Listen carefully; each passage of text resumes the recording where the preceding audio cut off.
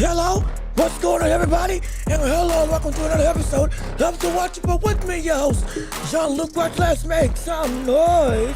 That's right, clap it up, get excited wherever you are, because we are back with another action-packed show for today on this Friday. My goodness, we're excited. We're here, we're all set and ready. And like I told y'all yesterday, hey, today's the day. The full-blown prediction for what we got in the world of boxing. Who I think is going to win again this fight with Crawford versus Canelo going on next week. Or rather, should I say Canelo versus Crawford? As we know, the biggest star is, in fact, Canelo Alvarez. And but that's neither here nor there. Hey, we made it to the weekend. We made it to the end of since you got time to relax, to enjoy yourself. Finish the week out strong. Have your day again. Now it's, if you a gamer, 2K day is today. If you play basketball, and also you got the Chiefs and Chargers, I believe, playing today as well. You got a bunch of stuff going on down the pipe for the world of sports, and we're going to be here to cover it all, as well as giving the full predictions for the world of boxing for this fight with Canelo versus Crawford. So we're here all about it. As I'm taking a quick sip of water, but we here, we live, we back, and I'm excited to be with you all on today. If you are just tuning into the show, hey, leave a like on the stream. Come on, get the likes up on this chat already. Share the show with everybody that you know so we can keep on building up this empire together. Also be sure to see, also be sure, if you can, subscribe to the channel if you haven't already. Come on and join the empire. Hit the notification button, and as well, be sure to, what's this name? What is it? Like the video, subscribe to the channel, hit the notification bell, share the show with everybody you know. Is there something else? I feel like there's something else, but I think it might be everything. Is everything? Oh, yeah, I forgot. And also we're available on any podcasting platform. Hey, Apple, Spotify, you didn't, we're there. And if you're not telling us, we'll get there absolutely. So yeah, we got all our bases covered. If you want to support the show, Cash App and PayPal on the screen and links down and below in the description. Hey, it's also the championship rounds. So don't forget, for the entire show of today, you all control the conversation. Oh yeah. Every Friday, we let you all drive what this show's going to be, how it's going to go, and all that stuff. But again, like I said, we're going to give you the full-blown sit-down and talk prediction, walking through my final pick for who's going to win that fight. And then afterwards, then we're going into full-blown, hey, y'all say what y'all want to say, and I'm just here for the ride to give you entertainment. That's what we're going to do. So I'm happy to be here with you all. But hey, we here, we live. We already got people in the chat already. Like with Sack. Hey, what's up, Sack? How you doing? Good to see you. Thank you so much for tuning into the show. We're so happy that you're here with us on today. Ninja, glad to see you back here. What's going on, brother? Thank you for tuning in. We salute you coming through, and everybody else coming through in the chat as well. And if you want to, that's what I was forgetting. If you want to put your chats down below and have your voice be heard on the show, hey, keep on commenting, keep on chatting. This will be the place to do it. This will be the place for you to have yourself, since you've seen and heard, for all the globe to see. Because again, this is the hottest show on the globe, and you don't want to miss being a part of this community. I guarantee it's going to be worth your while, no question about it. Also, Freeze Tip, I saw you coming through just a little bit. What's going on, man? How you doing? Good to see you. Thank you so much for for tuning in, for coming up on this Friday afternoon. We here, and we are going to have such an incredible time with you all on the. Again, it is still the championship rounds. We are going to start off with, however, giving my full prediction for the final one. We did all the backdrop. We talked about it tidbits throughout the week. I'll be giving my full-blown prediction and final pick today, like I teased on Tuesday and on Thursday. That's happening today. So, hey, we here. We excited. But let me keep on reading and make sure I ain't missing nobody else and what they have to say. He's back. Yeah, I'm back. I'm here. I ain't never left. I've been pretty consistent what's going on. But hold on. Wait a minute. Hold on. Disgusting. Jalen, wait, what's going on with Jalen Rose? Wait a minute. Last time, wait, Wait, look at what's happening with Jalen Rose. Wait a minute. I see y'all commenting about the Knicks. Yes, I saw the Cowboys and Eagles play against each other yesterday on Thursday Night Football. Yeah, the rain delay had it pushed way out. Hey, the game was actually exciting. We had Jalen Carter and Dak Prescott spitting on each other, and Jalen Carter got bounced out of the ejection. That's why, hey, you don't retaliate when stuff comes back at you. But regardless of which, even though Dak did spit at him first, but that's neither here nor there. Hey, CeeDee Lamb dropped. What would it have been? Not just a drive extending catch at the end of the game. But my gosh, that catch, if he had actually made it, could have put them in position to get a touchdown and win the game with less than what was it, a minute 50? I believe a minute 50, minute 40 left in the game. Them converting on fourth down if he had made that catch. So hey, I tell you what, Dallas ain't feeling pretty today. But that's either, again, we're going to talk about that later on in the show after we get through the championship round. But real quick, what in the world is going on with Jalen Rose? Because I was just on Twitter making sure that I'm getting all my stuff in order, making sure any last minute changes, any last minute noise has been made in the world of sports and beyond. What the word's going on with Spielberg? I'm trying to figure it out. Can somebody fill me in? I hate to be this guy, but can somebody fill me in as to what the world's going on? Because I am perplexed. He should be in jail. What for? Or whatever that Philadelphia player, or whatever that Philadelphia Eagle play, you name it. I'm a little bit confused. You talk about wait, okay, so you're talking about Jalen Carter spinning.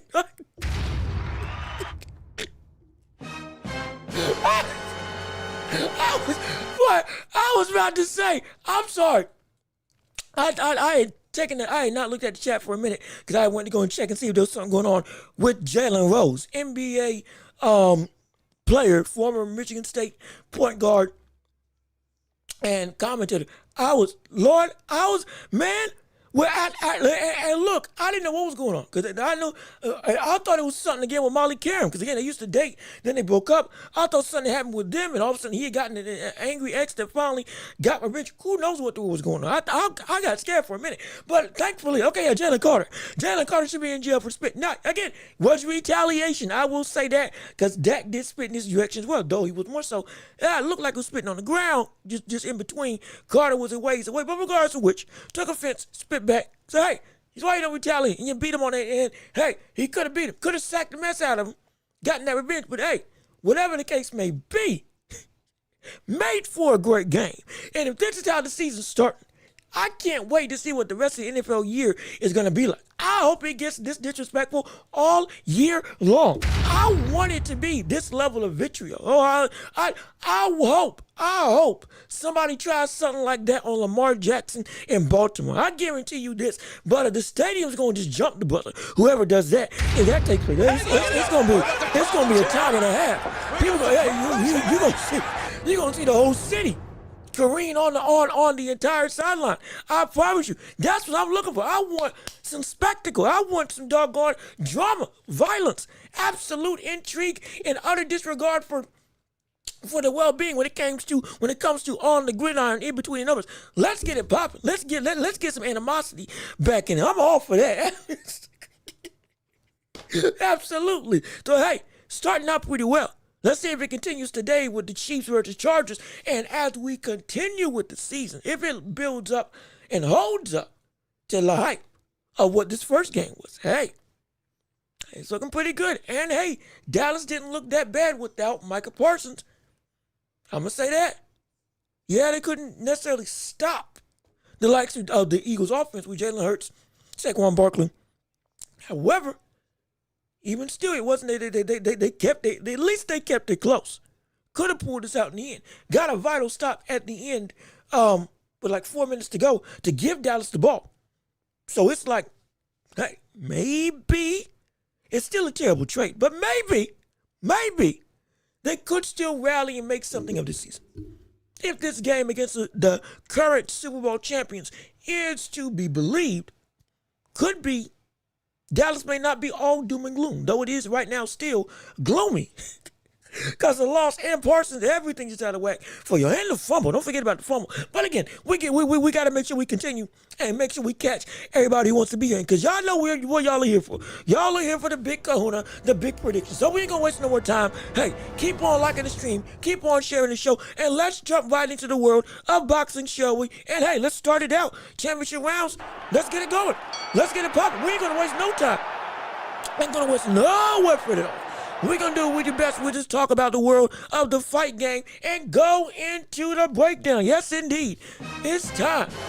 We've given you everything I can when it comes to as much contextual opinions about this fight. But now it's time to actually make a full-blown thing. A week out, and I'm not going to lie, probably should have done this earlier so I could, so I could have more time to post more clips about what my picks are and who I think's going to win and all that stuff. But hey, we here. We're going to make it work nonetheless. So let's start this out like we used to do back in the day.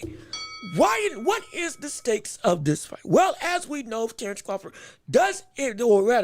with this fight between Canelo Alvarez and Terrence Crawford, the undisputed super middleweight title is indeed on the line. Yes, indeed, every belt, including the lineal championship and legacy, the man who beat the man, who beat the man, who beat the man, all the way going back up until the first champion in this division. It lays on the shoulders, the very broad and stocky shoulders of Canelo Alvarez. It is the goal of Crawford to try to take this claim and make history. If this did go in the way of Crawford getting this win, this would be, in totality, one of the greatest wins we've ever seen, not just in the sport. In the sport of boxing, it would be one of the greatest wins we've ever seen. Genuinely, going naked from 130, starting at 135, reigning at becoming champion there, moving up, reigning at 147, having one fight at 154. Becoming undisputed at 147, having one fight at 154. Beating Madrigal, becoming champion there.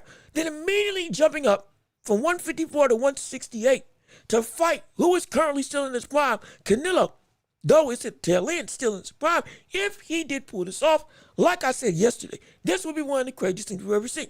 If he knocked him out, would be even more preposterous and would go beyond the scope of just the boxing landscape. This would be one of the greatest wins we've seen in sports history. And genuine, it would be. Like I went on a tangent, not a tangent, a soliloquy about yesterday. It would be phenomenal.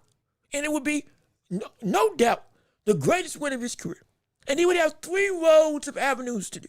He could either, A, retire right afterwards, call it quits. It's a phenomenal career. I conquered boxing. I did what I needed to do. I'm gone, undefeated, 42-0. And he walks away as one of the greatest we've ever seen.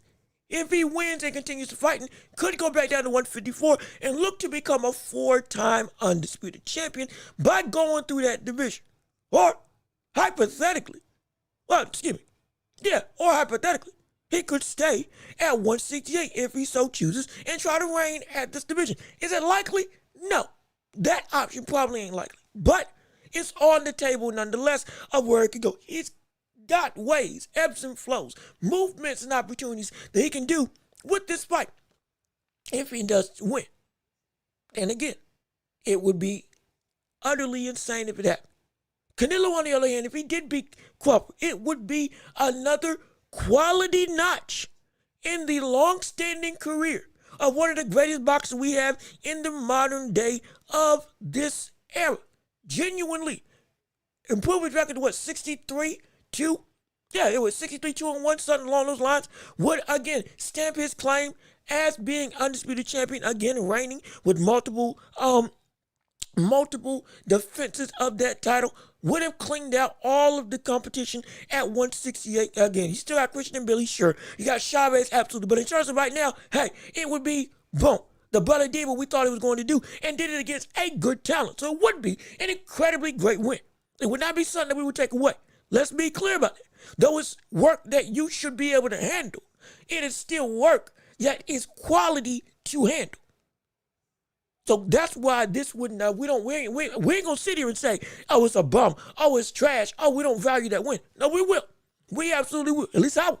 Maybe I can't speak for y'all, but I will. And then on the flips, or as we go forward into the ramifications of if he wins, by knockout or decision, it would not just make him reigning undisputed champion. It would also cause for a plethora of avenues to be open for Canelo. Either A, he can retire. Most likely unlikely, but still he could do it.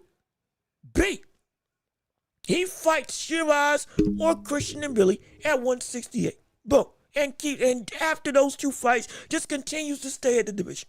And doesn't really do anything. But rather just keeps on reigning. Doesn't move down, just stays put. Could be a good fight with Shiraz. Would be an interesting situation with Christian and Billy with how they both been looking. But regardless of which, could take that avenue. Or could be a situation where we finally get to fight with David Benavidez. Yes, indeed. Yes, the big kahuna. The big absolute spectacle of Mexican on Mexican warfare, which would be the best situation possible. Most likely at 175, with Benavidez reigning as the current champion at 175. One of the belt holders at this division, with Bivol being the other. Now, Bivol out recovering from surgery. Okay, Benavidez tied up with somebody. If we see Benavidez beat Anthony Yard, after we potentially see Canelo beat Crawford, who's to say there may be an opportunity, a window of time, with the hype train going oh so high, that fight couldn't happen potentially at 175, which Benavidez says if it did happen, it would need to happen up there, because he ain't moving back down. Those are three things that could happen. So there is a lot at stake from the sense of what could go through. The trajectory of which for Canelo, if he does win this fight, would be, again, still solidifying his claim as one of the best of this era. The best, most likely, outright boxer of this era from the standpoint of accolades, acclaim, resume, whatnot. Absolutely. Crawford beats Canelo, conversation changes a little bit. He might just take that title outright for this era. He genuinely could. Genuinely, probably he would, if that did happen. If Canelo lost to Crawford, I tell you what, that would lead to a road of despair when it comes to his ability to get and overtake the likes of Julio Cesar Chavez and or Salvador Sanchez, depending on who you have as the greatest Mexican boxer of all time, which he has admitted is the ghost that he is chasing. If he did lose this fight, I guarantee you, almost assured, the people of Mexico would not ever let him be able to reach that zenith of being above those other greats. Most likely, experts as well probably would not be able to put him above those greats. And he will be potentially forever capped unless he went on an absolutely insane run and or went and fought David Benavidez and beat him. That would probably be the only way. And even now, without fighting David Benavidez, that's one of the biggest things that's holding him back from being able to go and beat the likes of legacy of Julio Cesar Chavez, Salvador Sanchez. When it comes to being at that zenith, that mecca, that mountaintop of the best Mexican to ever step in the ring. The greatest. We can talk about who if Salvador was better than Chavez, whole other conversation. But in terms of greatness, it's them two. If he loses this fight, he probably doesn't get that title. And the chase ends. If he does win, okay, the run continues. And the chase still lingers. So it's a lot at stake. A lot of big stepping stones. A lot of huge, and I mean huge, ramifications for this fight. Oh, and for Crawford, if he loses this fight, yes, it would be, man, you lost, especially if he got knocked out.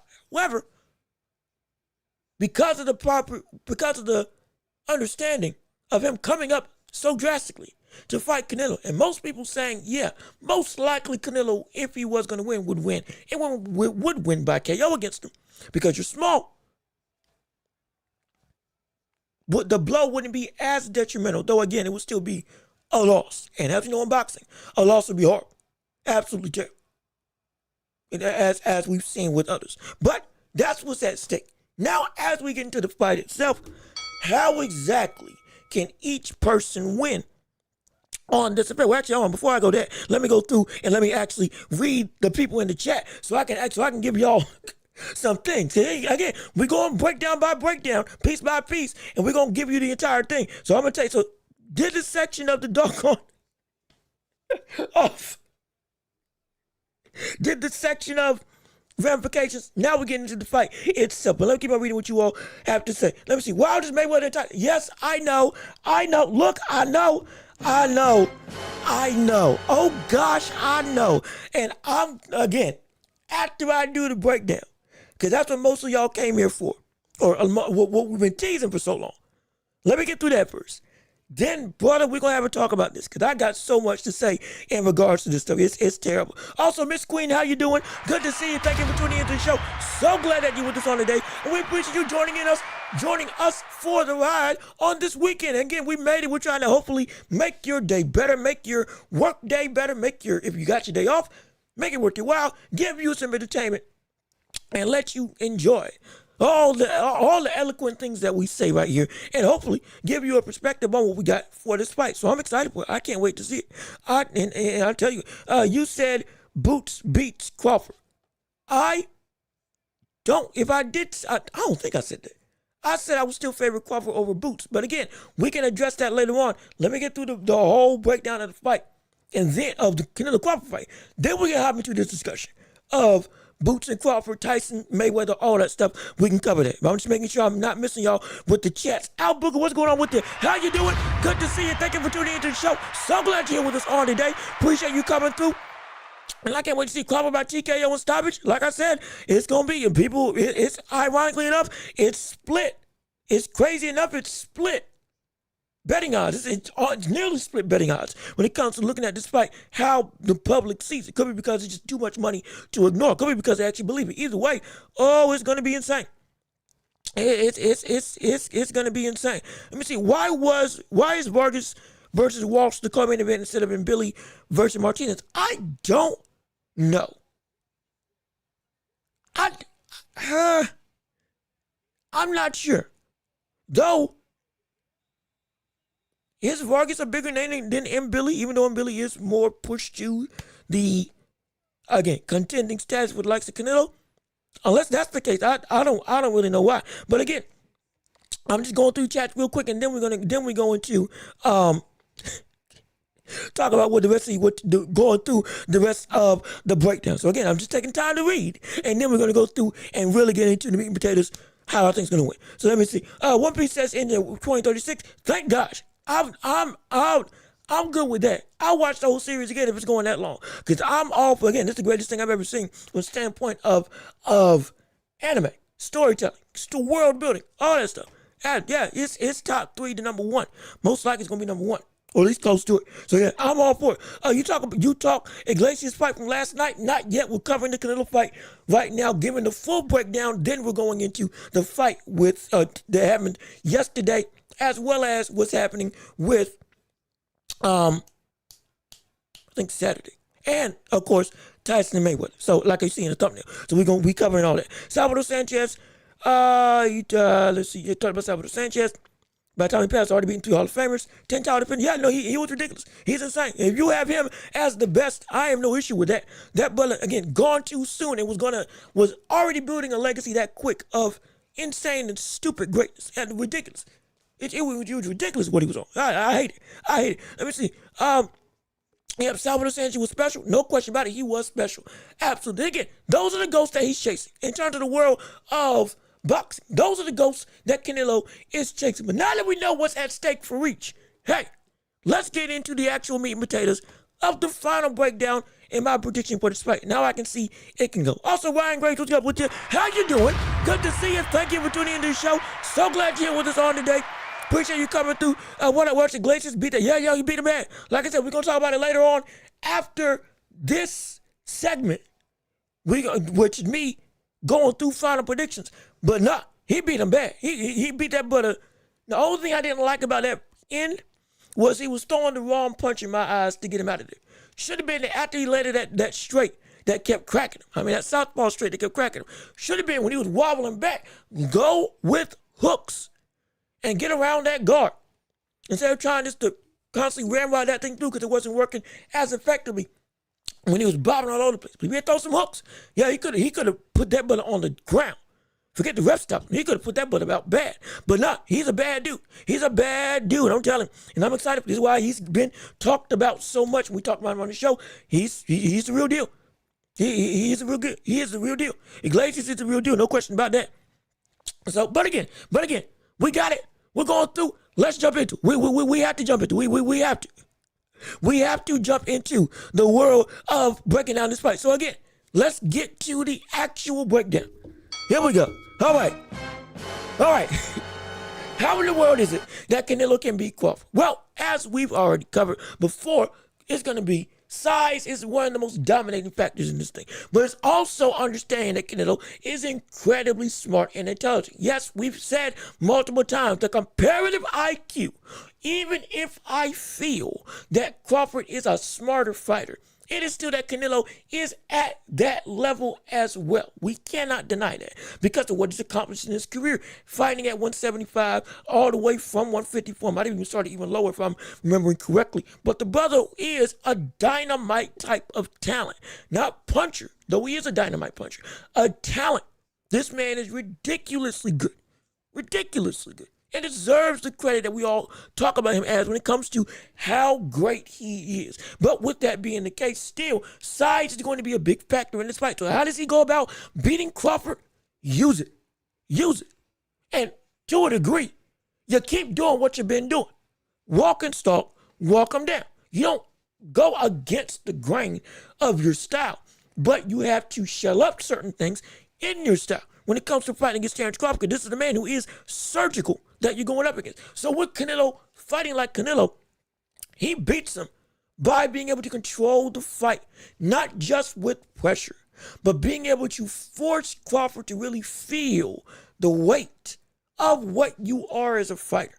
Having, similar to what happened to Charlo, you make that happen to Crawford, get the realization of, oh man, this is not what I thought it was going to be when I stepped inside the ring. You make them over-respect what you are as a fighter. That, just like I talked about, if you can make a fighter gain respect of you, you won half the battle. If you make them overly respect you to the point that now they are hesitant to do anything, and you make the surgical, cutthroat mind of Terrence Crawford hesitate, all of a sudden, you're in a pretty good standing to do whatever you want to do. Now, again, it's going to be to break the psyche of a likes of a Terrence Crawford. It's going to be difficult. Because that, but again, he's a dog. He don't duck smoke like that. But if you can make that reality too much for him to bear with you inside the ring by using your physicality, by using your weight, by walking him around the ring and being a lion stalking prey, yeah, you could give Crawford that sense of, overbearing and overwhelming level of, or it's not the right word, more so just of presence.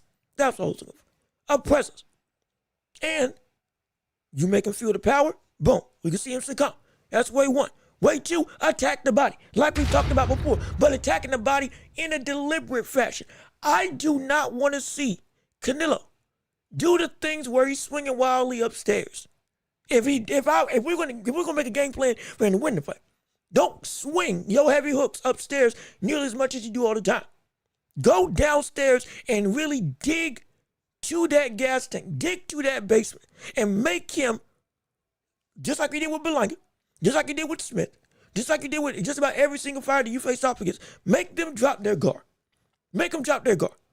Keep on hitting everything that you can, shoulders, arms, and legs, but you attack that midsection and you test out how much that muscle really has equated to durability on the side of Terrence Crawford. Can he really take it?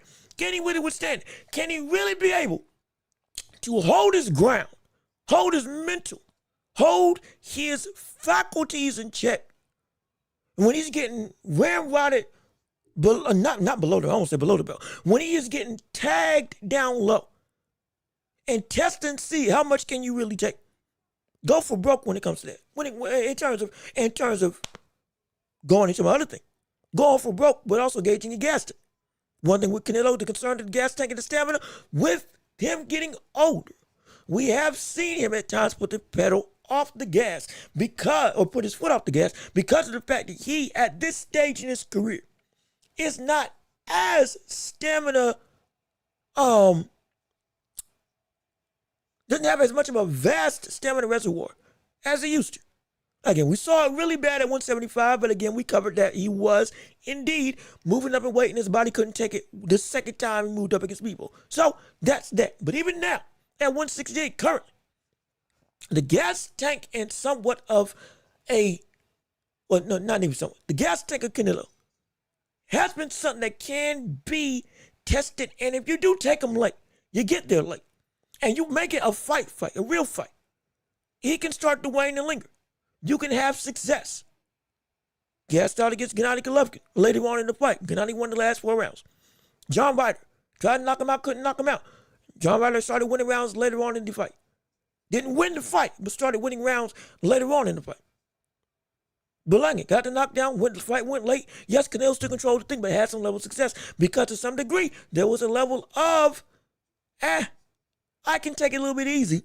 I don't need to go as hard because I don't have what I used to have just because of age. That's the fact. Balance that and you should be good to go.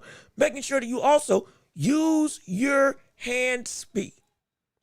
This is one of the few fights with Canelo Alvarez where he might not, in terms of loading up on shots, we love it, don't we? We respect it. We know that that's the biggest thing that's made everybody deterred from wanting to counter anything that he throws because this man is a heavy hitter. Bebo said he's got heavy punches. Everybody's felt the power of Canelo Alvarez when it comes to hitting and landing, being a thudding puncher. Again, the brother's catch and shoot style. Catch it on the guard, walk you down, and then boom, big shot. One big singular shot. Against Crawford, you can't do that to the degree of, I won't get tagged. Because as we know with Crawford, this man picks up on the smallest opening. He'll be able to attack it just like that. He will. And you load up with big swings and misses, especially if it's to the head. Which is why I say you need to keep it downstairs. At least until the later rounds in the fight. You can be susceptible to potentially being hit. You don't want to give the potential for Crawford to actually have some crack.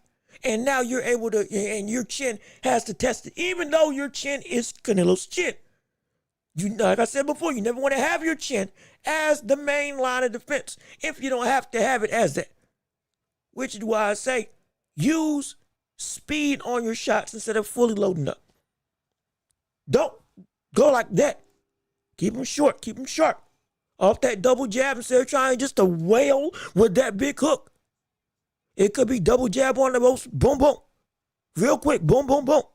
Instead of trying to heave-ho like you're throwing lumber. Keep them short. And you'll still take effect because you're naturally strong like that. You're naturally big like that. You have that authority in the ring and you can go through and boom. Just tapping somebody in the form of Canelo can be damaging. It can, or at least it has the effect of a solid blow.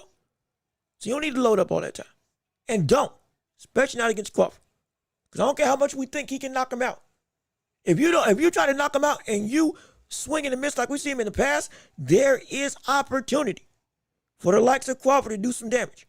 Whether or not we believe it or not, it's the fact of the matter. It's true. Because we've seen him multiple times before. And you don't want to put him at risk. Also, when it comes to your punch selection, use that straight right. Use that straight right on Crawford. One of the biggest gaps in Crawford's defense. He ain't got many. One of the biggest ones is the fact that two. Let me rephrase it. He's got two potential weaknesses. One, he'll get over aggressive at times and potentially take some shots, especially when he turns it on. He'll go to that place. And some will call it reckless. There's an opportunity for you to catch him and hurt him there. It's like it's happened in the past. There's also the straight right of your right hand can't get through the guard of Crawford. It can happen. Absolutely. We've seen it. Imagine if it was able to happen. Shoot, I think even Gamboa. You go back to most of his fights, one of the main punches that got through, that was landing, that was rocking the head back, was the straight right hand, or just a straight punch outright as he's defending. Sometimes when he's leaning back. You use that more effectively. You prioritize that over your hooks. You could have a good chance of consistently going through and tagging Crawford constantly, as well as you can have it a point that you can use that reach. Less likely to get counter hypothetically, because now, boom, straight shot, you can still block. And then, instead of with the hooks, when you throw that hook, with how wide you don't swing, you sit with the attack. Use that straight right, as that is one of the biggest weaknesses of punches that can catch Crawford more consistently. You got yourself a recipe to build a foundation to get a knockout against somebody that many people feel you should be able to knock out. And uppercuts. Uppercuts. The biggest weapon of Canelo outside of the hook, and for this fight outside of that straight right, is that uppercut. That uppercut that we've seen rock and knock down Munguia. That uppercut that we even seen, I think we even saw like a B-ball catch when he was on the inside. That Berlanga caught. That Caleb Plant caught. That Billy Joe Saunders caught. That uppercut is a lethal weapon that, ironically enough, from the standpoint of throwing, is one of the quickest punches Canelo got in his arsenal. It's one of the fastest punches that he's got in his arsenal, and it's one of the most destructive. And it's one of the hardest to get out the way of, because it comes out so quick and it comes up so fast. And it's at a position where, boom, there's almost no escape from it. He uses that against Crawford, especially when it gets to the inside. My gosh, that could spell disaster. That could literally start the beginning of the end. It could. He lands that shot. It can be so destructive. Throw it, and throw it often. Don't throw it to the point again, you're telegraphed. Don't do that. But or that you're predictable. But use it every chance you get, because I can guarantee you it can work. It can work. It can work so well. And it can set up other punches. It can set up that hook that you love to throw if you really want to. It can set up a potential danger sign for Crawford that can cause him to make a mistake. He don't make many, but he can make that. Trying to avoid that. And then boom, lead into another shot. It can happen. It's a setup tool. It's a power punch. It's a dangerous opportunity that you need to take advantage of every single time out. If you do, you got, again, the foundational blocks for a KO, or at least a unanimous victory. And finally, do not just walk and stalk Crawford. You can't just walk and stalk Crawford. That's one of the big, you can't do it. You can't do it. You can't just walk and stalk Crawford. You have to go through, and you got to go and corner and pounce. You got to. Walk and stalk, just walking and following him around the ring, isn't enough for Terence Crawford. Just cornering him isn't enough. You got to be able to corner him, pounce on him, and keep him there. So many times we've seen Canelo have somebody on the ropes. Bivol, Berlanga, Ryder. Again, I'm just naming the last five. But he's got him on the ropes. Double jab to set up a big hook. And then that's the last punch that he throws before they exit out. And again, the cycle continues. He doesn't keep them there like he should. He doesn't. Now, he still dominates when he fights, but he does. That's the one thing that I don't like about it. Every time he gets them on the ropes or in the corner, it's always they are able to escape in some way, shape, or form because he just leisurely, not leisurely, throws a shot. They take it or they block it, and then he doesn't either A, follow up with it, or B, maybe follows up with one more punch, and then almost lets them get out the way, lets them get out the corner. He's still in front of them, but he gives them real estate. He gives them an opening. And most of the time it's going the same way. If I'm Canelo and I'm fighting you, they're going this way every single time. Just about every single time. Or it's the opposite. Whatever main direction they pick to escape, they escape it. I need you to keep Crawford there. Don't let his legs become a factor and keep him put. Be active at cutting off the angle. Instead of just saying, all right, yeah, I'm going to get you eventually. Be active at anticipating. More than just throwing the hook where the opponent's going, which, again, is a quality thing. But then after you throw the hook, guess what? You catch up to him. And you keep him right there. He's too good to let him escape. He's too good to let him be able to fight off angle. He is too good. Even though he's a smaller fighter, he's too good to give you he's too good for you to give him a chance to potentially turn you around. Especially as the feet of Canelo have gotten slower and slower. That's just the truth. It's not me trying to make a insane claim. That's the truth. That's why he's more of a plotter than he's ever been in his career. He does these things. There's a great opportunity for him to win. And again, the favoritism becomes valid. And he can win. If he didn't knock him out, he probably knock him out in 10. If he did knock him out, which again, the question of power at 160 has been a concern because he ain't knocked anybody out since Caleb Plant. Knocked him down but couldn't put him away. The art of finishing, again, between the two is better for Crawford by leaps and bounds. That's understandable. Even with the power advantage that we see Canelo have in this fight right now. But even with that being said, there's still the understanding that you can't put him away. You can. You can. But you got to make sure that you're not going and letting the easy work get away from you. Do the small stuff that, to some degree, you ain't been doing against some of these other fighters because they ain't been on that level that you had to. You do that, you got your means of a knockout. Or you didn't have a decision. Not gonna lie, a lot of people, if he didn't knock out Crawford, it's gonna be like, man, you got the win, but it should have been that you put him down. Because how drastic it is. That, sadly, that's gonna be held against you by some populaces around the boxing world. Not necessarily me, but it's gonna be like, this is why we were saying that at 168, your power ain't the same.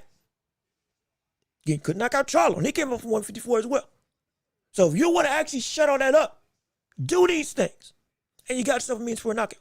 And if you did win, it will be by either you have a decision or KO by round 10.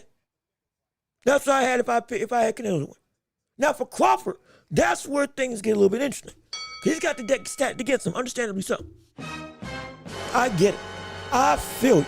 Oh, this brother's got a high hill to climb when it comes to making this fight happen on his favor. But it's still, while it seems insurmountable, it is still possible.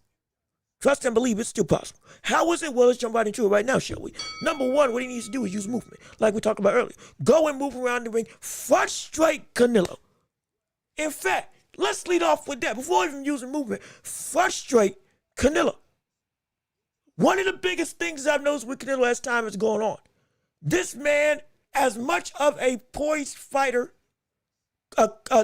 incredible PR person, spectacle, and a man known around the world, marketing machine, has learned multiple languages now, can speak them pretty well. This brother still got a hot temper. Regardless of how cool, calm, and collected he may seem on the outside. Fun-loving family guy, which, hey, I ain't got no problem with it. That's great for him. But the buddy got a short fuse. He got a short fuse, especially if he feels A, disrespect, or B, if he gets frustrated inside the ring. And frustration is what's going to really take paramount in this fight. You make Canelo frustrated. You make Canelo, honestly, which sounds insane. If you're Crawford, poke the bear. It sounds ridiculous, I know. But if you're Crawford, poke the bear. Poke him. Poke him. Because as much as he does indeed amp up his aggression, amp up his trying to get you out of there, amp up his desire to put paws on you, guess what? He makes mistakes. He makes mistakes without him being cool, without him getting frustrated. Cool, calm, and collected. Again, the swinging wide hooks, all that stuff. Letting the opponent get out the corner. And a couple other things we're going to touch on in the show. But that's just with him baseline. He gets frustrated. Oh, that starts to exacerbate a little bit. All of a sudden, you see the body language change. It happened against Bebo. It did. It happened against Lara. It did. Whether it's because it's a runner, whether it's because he feels like he's getting disrespected by the opponent, whether it's because the fight turns dirty. The demeanor changes, and to some degree, the execution changes as well. When that happens, that's your chance to pounce and frustrate him with movement. Poke the bear and make him say, you don't like fighting this way? Okay, fine. I'll do it. I'm more than happy to make you use them slow feet in the eyes of Crawford. In the eyes of Crawford. Make him use those feet that are more so plodding than fleet of foot. If you're gonna walk and stalk, you're gonna have a mighty long way to go. And as you're doing that, boom, I'm catching. Boom, I'm jabbing with you. Use that southpaw jab. Another point. Use that southpaw jab not just as a distance gauger with that 4-inch reach. Use it as a means to disrupt the rhythm of Canelo.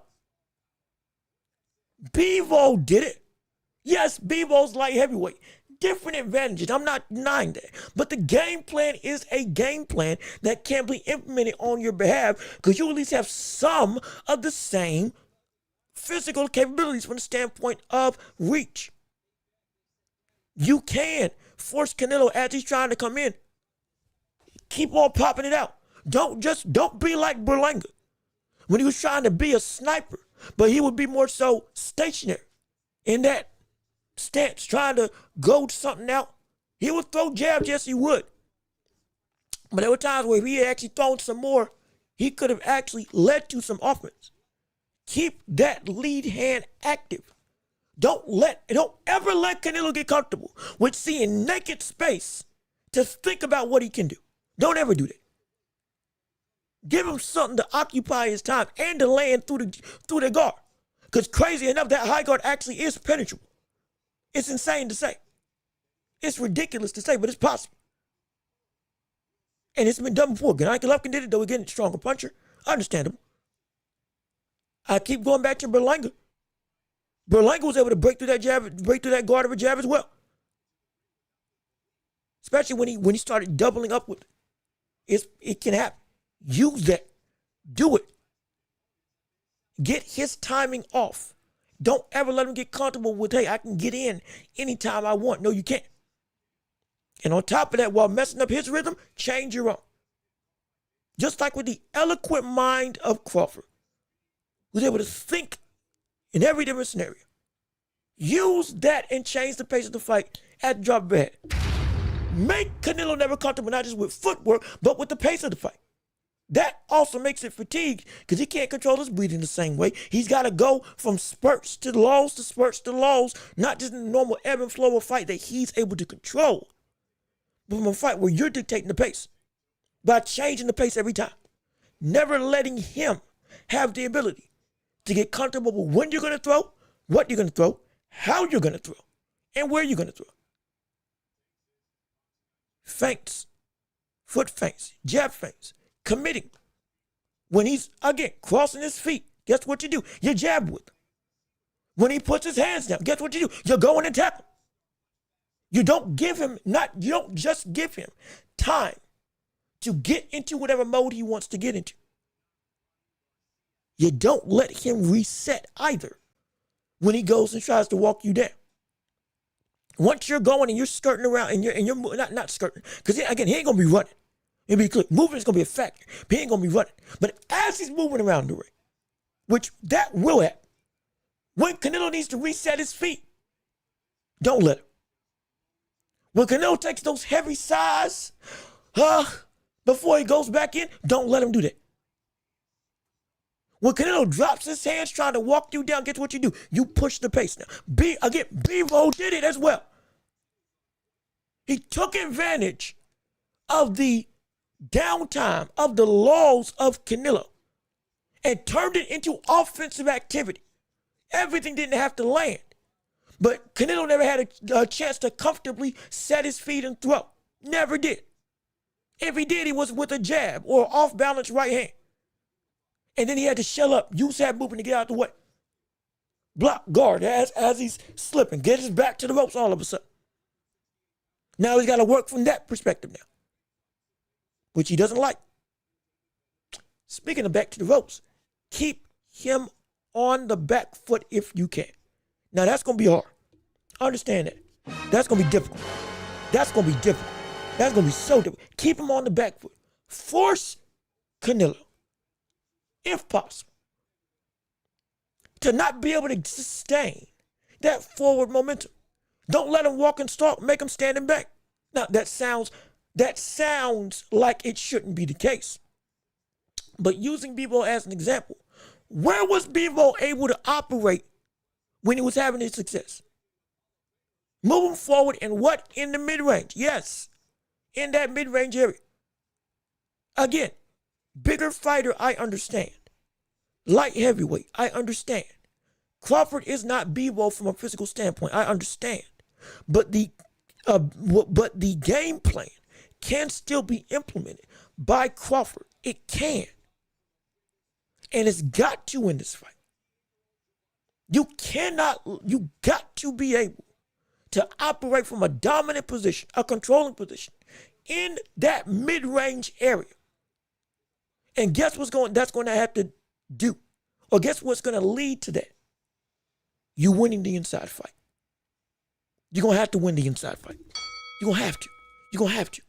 You're going to have to. There is no world where I can see Canelo losing to Crawford that doesn't have Crawford in some way, shape, or form being able to hold his own and or winning exchanges once they close distance and it turns to an infighting war. Because it's going to happen. Like I said before, he's going to grit his teeth because he's that type of killer. He's that type of dog. He's that type of dominating psychopathic man that feels and has fought like I'm the biggest dude in the room no matter who you face me up against. Don't matter. Whether it was 135, whether it was 140, whether it was 147, whether it was 154, did not matter. Every single fighter that we talk about with Crawford, regardless of the opponent, at some point in time, he got his way on the inside, and what did he do? He took control there. He did. Or he stamped his control by getting there and winning that battle. He's got to at least be able to keep up with the battle once it gets there. And he's got the precision to be able to do it. He does. The shot placement, he does. The power, we won't know until the night of the fight. But in terms of being able to do the right stuff, he's going to have to trust what he is. A dog. He's going to have to trust what he can do, which is be a sniper. He's going to have to trust what he is. He's going to have to trust what he knows best, which is the war. You're going to have to trust those instincts. It's a big risk. It's the biggest risk of everything to win this fight. But doggone it, it's the goal that's going to need to be achieved to make this thing possible.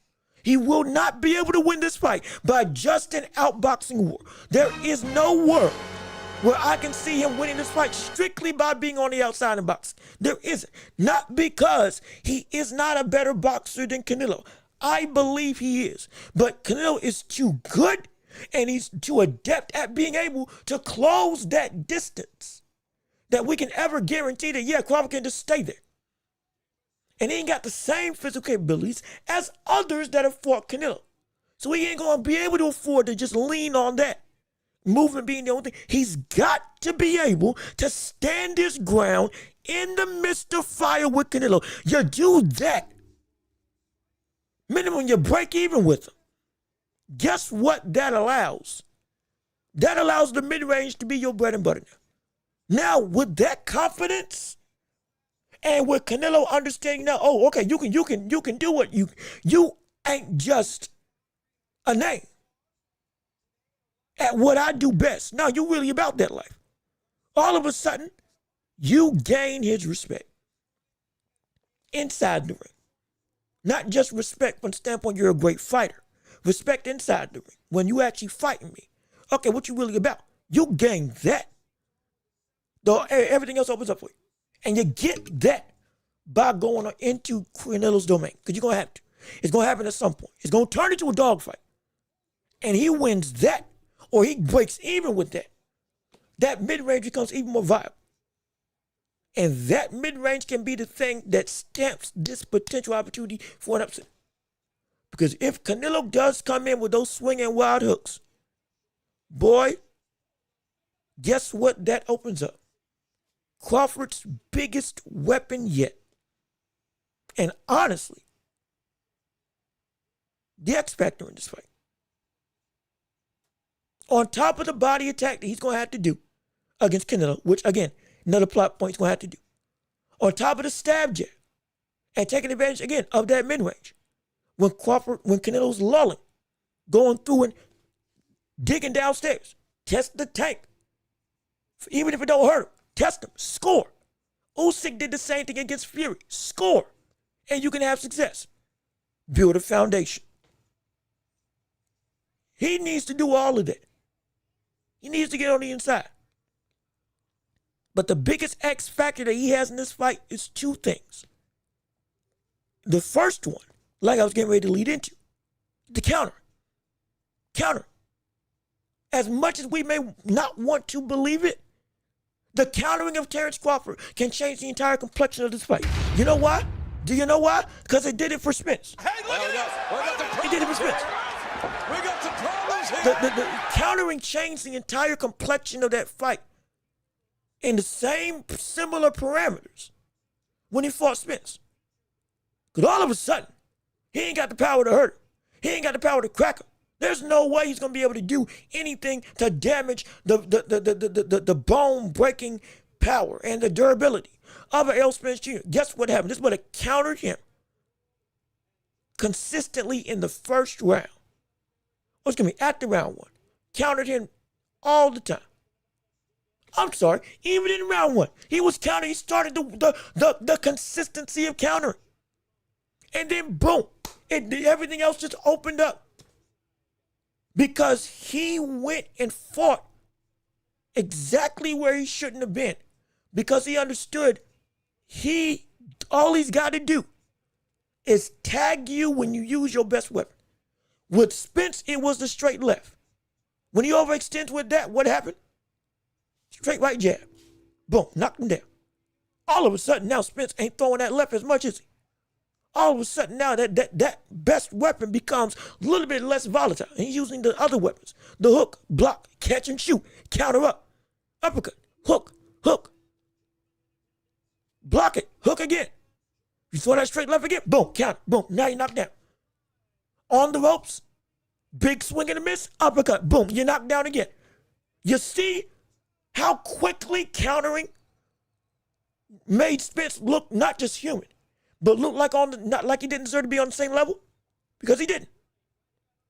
Because he was able to beat him with his best shot. He turned his greatest weapon into his greatest weakness. And for Canelo, that can, and I think it's going to have to be, the biggest thing that makes this fight turn around. Countering those hooks of Canelo. Because I said, Canelo doesn't need to load up for shots. He's going to load up for shots. Canelo doesn't need to do those big swing and a missing swing and hit or miss type hooks where he's throwing his whole body into it. He doesn't need to do that against Crawford. He shouldn't do that against Crawford. But he's going to do it because that's him. There's certain things about a fighter that you just can't take away at some point in time. With Canelo, at this point, it's ingrained in him. This is Canelo. Catch and shoot. He got one shot. It's a shotgun shell. Oh, it's going to hurt. It's going to hurt. It is going to hurt. But you got one. You got one per reload with this type of shotgun he's got on him. And guess what? As you trying to reload, boom, sniper. The damage is big, but the risk is big at the same breath. Nobody, just like with Spence, nobody has been willing to trade and try to counter those hooks because they're just worried about getting out the way. Just worried about blocking. Just worried about the damage. But if Crawford can have the fortitude to say, I know it's going to hurt, but if I'm able to stare danger in the face and look for when danger is at its weakest, guess what? Now, to quote Walter White, hey, I am the danger now. I am the danger. I become the very thing that should be my biggest weakness. I become the biggest op to your biggest weapon. And now it's done. He does that with Canelo's hooks. I dare say he does it with Canelo's hooks when Canelo's swinging and missing on the ropes, especially with that tail of that double jab that leads into either a hook to the body with the left off the same hand or a hook to the body with the right. He looks for that exchange specifically. Y'all remember that uppercut that caught Errol Spence? That same thing could happen to Canelo. I'm not saying it's going to knock him down, but I tell you what, he lands enough of those that can swing some rounds. That can give Canelo a sense of, hey, respect. And now, guess what? He ain't throwing that hook the same way no more, is he? He's got to think about how to approach this now. And now, once he starts thinking, that's when Crawford's got him. Once he starts second guessing what's the best thing to do, that's when you got him. But that don't come unless you go and you counter the bullet. It don't. It's the biggest risk I know. Outside of just fighting him on the inside, it's the biggest risk. But you have to do it if you can win. And if there was anybody that can counter the hook, whether it's to the body or to the head, from Canelo, it's Terrence Crawford. If there's anybody that can do it, it's one of the few best ways he can win. But he's got to. All of these ways for Canelo are negotiable in some regard because of the added physical dominance that we see him taking this fight. But with Crawford, these are non-negotiables because this is the only way, with everything that's going against you, that you're going to be able to get a path of success is going to be with using these things. And sadly, the non-negotiables is the biggest form of danger. It's just the truth. Just like with Ali and Frazier. You're going to have to eat some hooks to beat him. You're going to have to beat Frazier. As Ali quickly learned. You're going to have to fight him in the belly of the beast and not be afraid if this man makes you miss and makes you pay. Because guess what? If you don't, you're going to end up just like everybody else.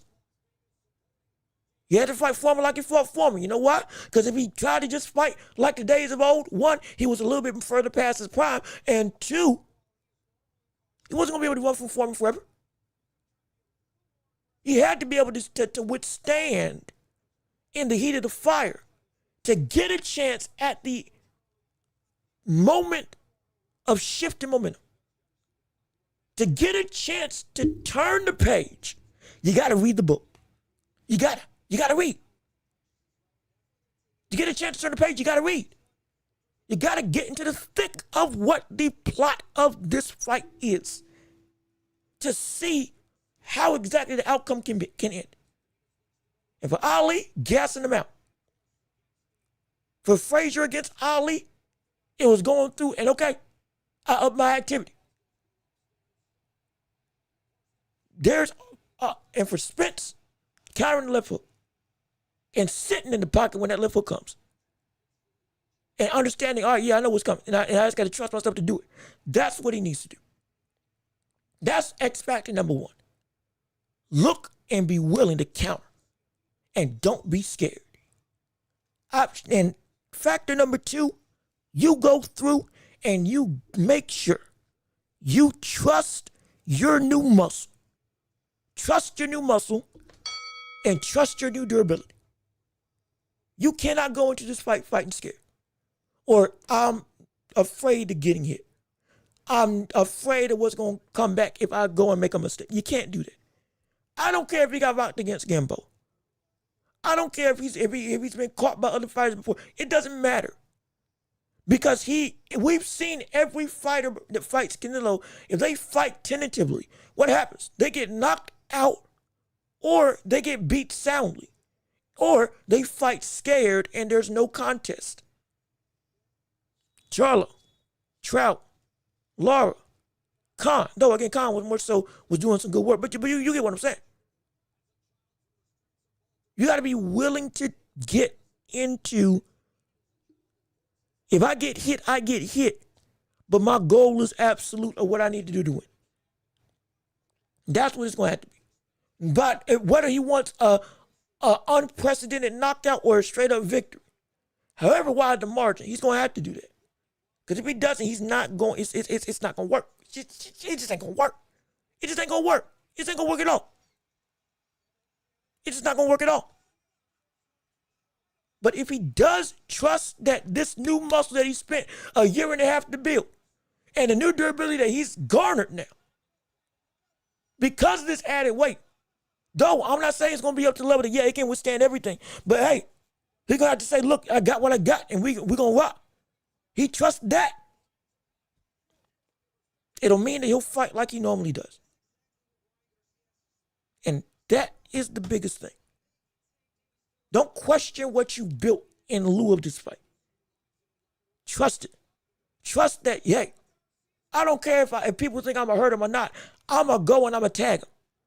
Trust that, yo, this new muscle, I got 31 knockouts for a reason, and we're going to apply that power just like we have all this other time. No matter how many times it takes, you trust that. Because that's the only way you're going to be able to implement the offense necessary to get this fight done that you need to do. Because the windows are there. The countering of Canelo is there. The big swings and misses are there. Out jabbing him is there. Being able to force him to never be comfortable, that's there for you. Shoot, going through and being able to jab, and honestly, if you do land a jab, most of the time, that straight punch with whatever hand that you switch to, it's available. If you go 1-2 off of countering Canelo with the jab, guess what? A straight right's almost guaranteed to be able to go through as an opening to land. Again, Bebo did it, Berlanga did it. We saw the likes of Gennady Golovkin be able to do it. This type of stuff is available for you as well. And you're smart enough that you will be able to see it. And you're fast enough that you'll be able to get there.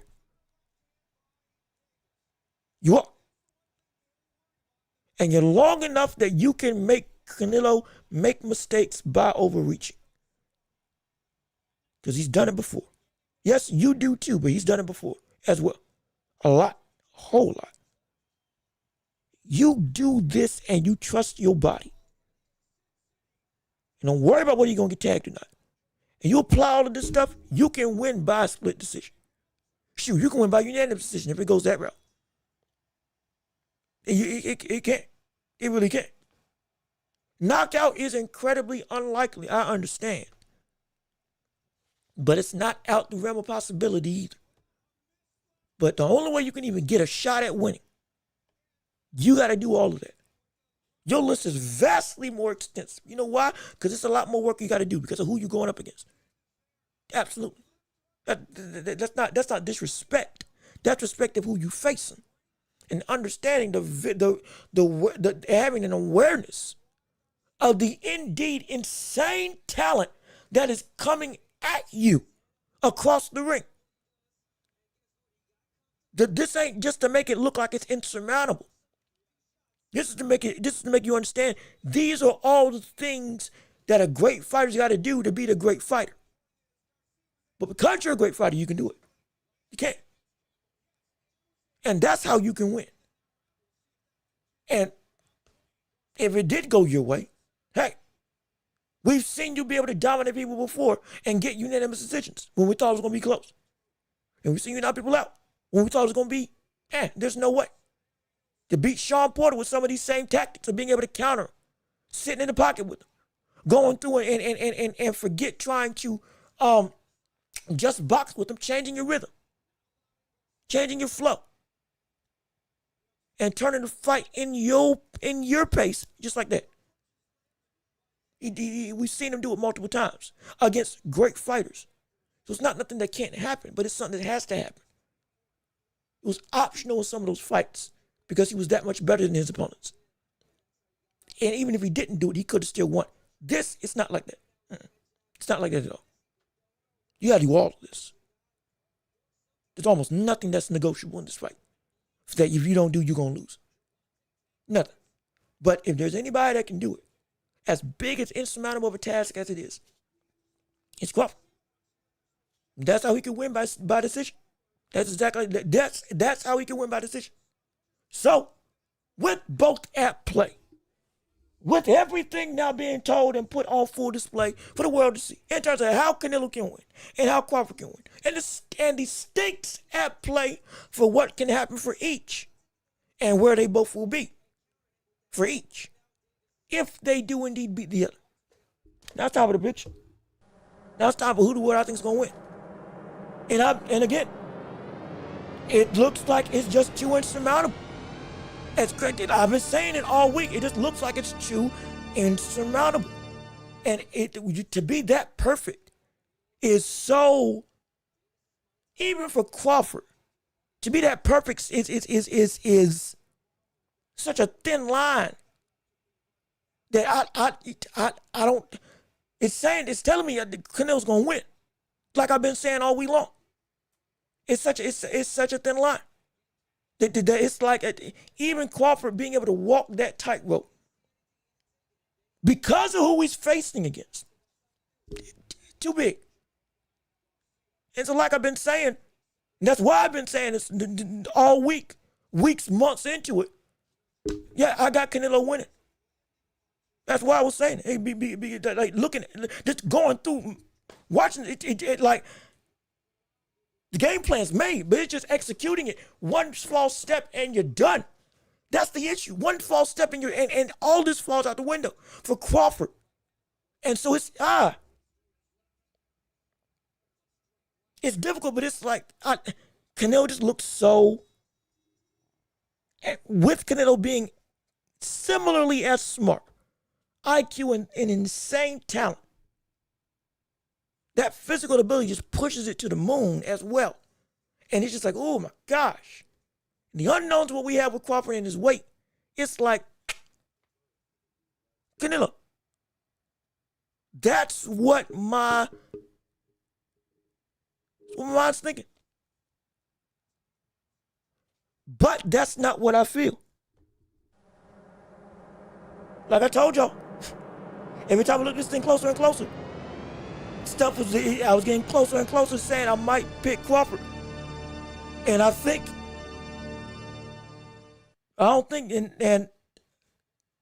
he can actually pull it out. As much as part of my brain is saying, nah, it can't happen. There's a sliver more of me, sliver other half that's telling me, you put out this game plan and you see what you see. Whether the public likes it or not, you see what you see. Because again, everybody's got their own viewpoint on the fight.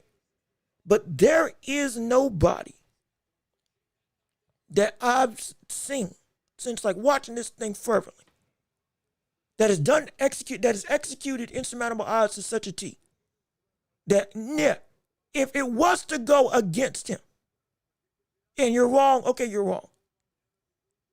But it's hard, I can't, more of me than saying that Canelo's going to win. I'm standing on the ground that, hey, but I think Crawford can actually pull off this insurmountable thing. I think he can do it. I think he can do it. I think he can do it. Like I said, part of me was saying it's too big, too much. The IQ is closer than people may expect. The intelligence of a Canelo is insane. There's no way that you can just say that Crawford, even with all this that you see, can be viable. But that other half, again, is outweighed.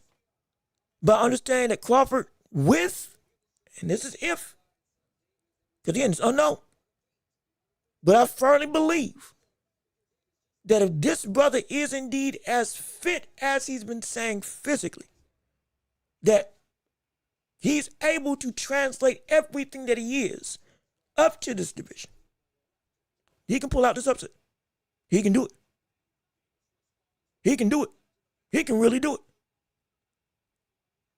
Because again, I'm not trying to just go off of old news. But part of the stuff that makes Canelo, Spence, and other dominant punchers great isn't just their talent, but the fear that they instill in the other opponent. The hesitation that they cause with what can come back. And I've seen Crawford too many times be able to stand and say, I'm not fazed, and hit on the points that nobody else took advantage of. And with Canelo, we have been abundant in saying that those holes are there. And the decline not just has existed, it is real for who Canelo is as a fighter. Though he's still in his prime. But he's just at a point where if anybody can do it, it's Crawford. If anybody can do it, it's Crawford. If anybody can do it, it's Crawford. So I'm going and I'm picking Terrence Crawford. I'm doing it. I'm doing it. I'm picking Terrence Crawford to win this fight. I'm picking Terrence Crawford to win this fight. I'm picking Terrence Crawford to win this fight by decision. And in all honesty,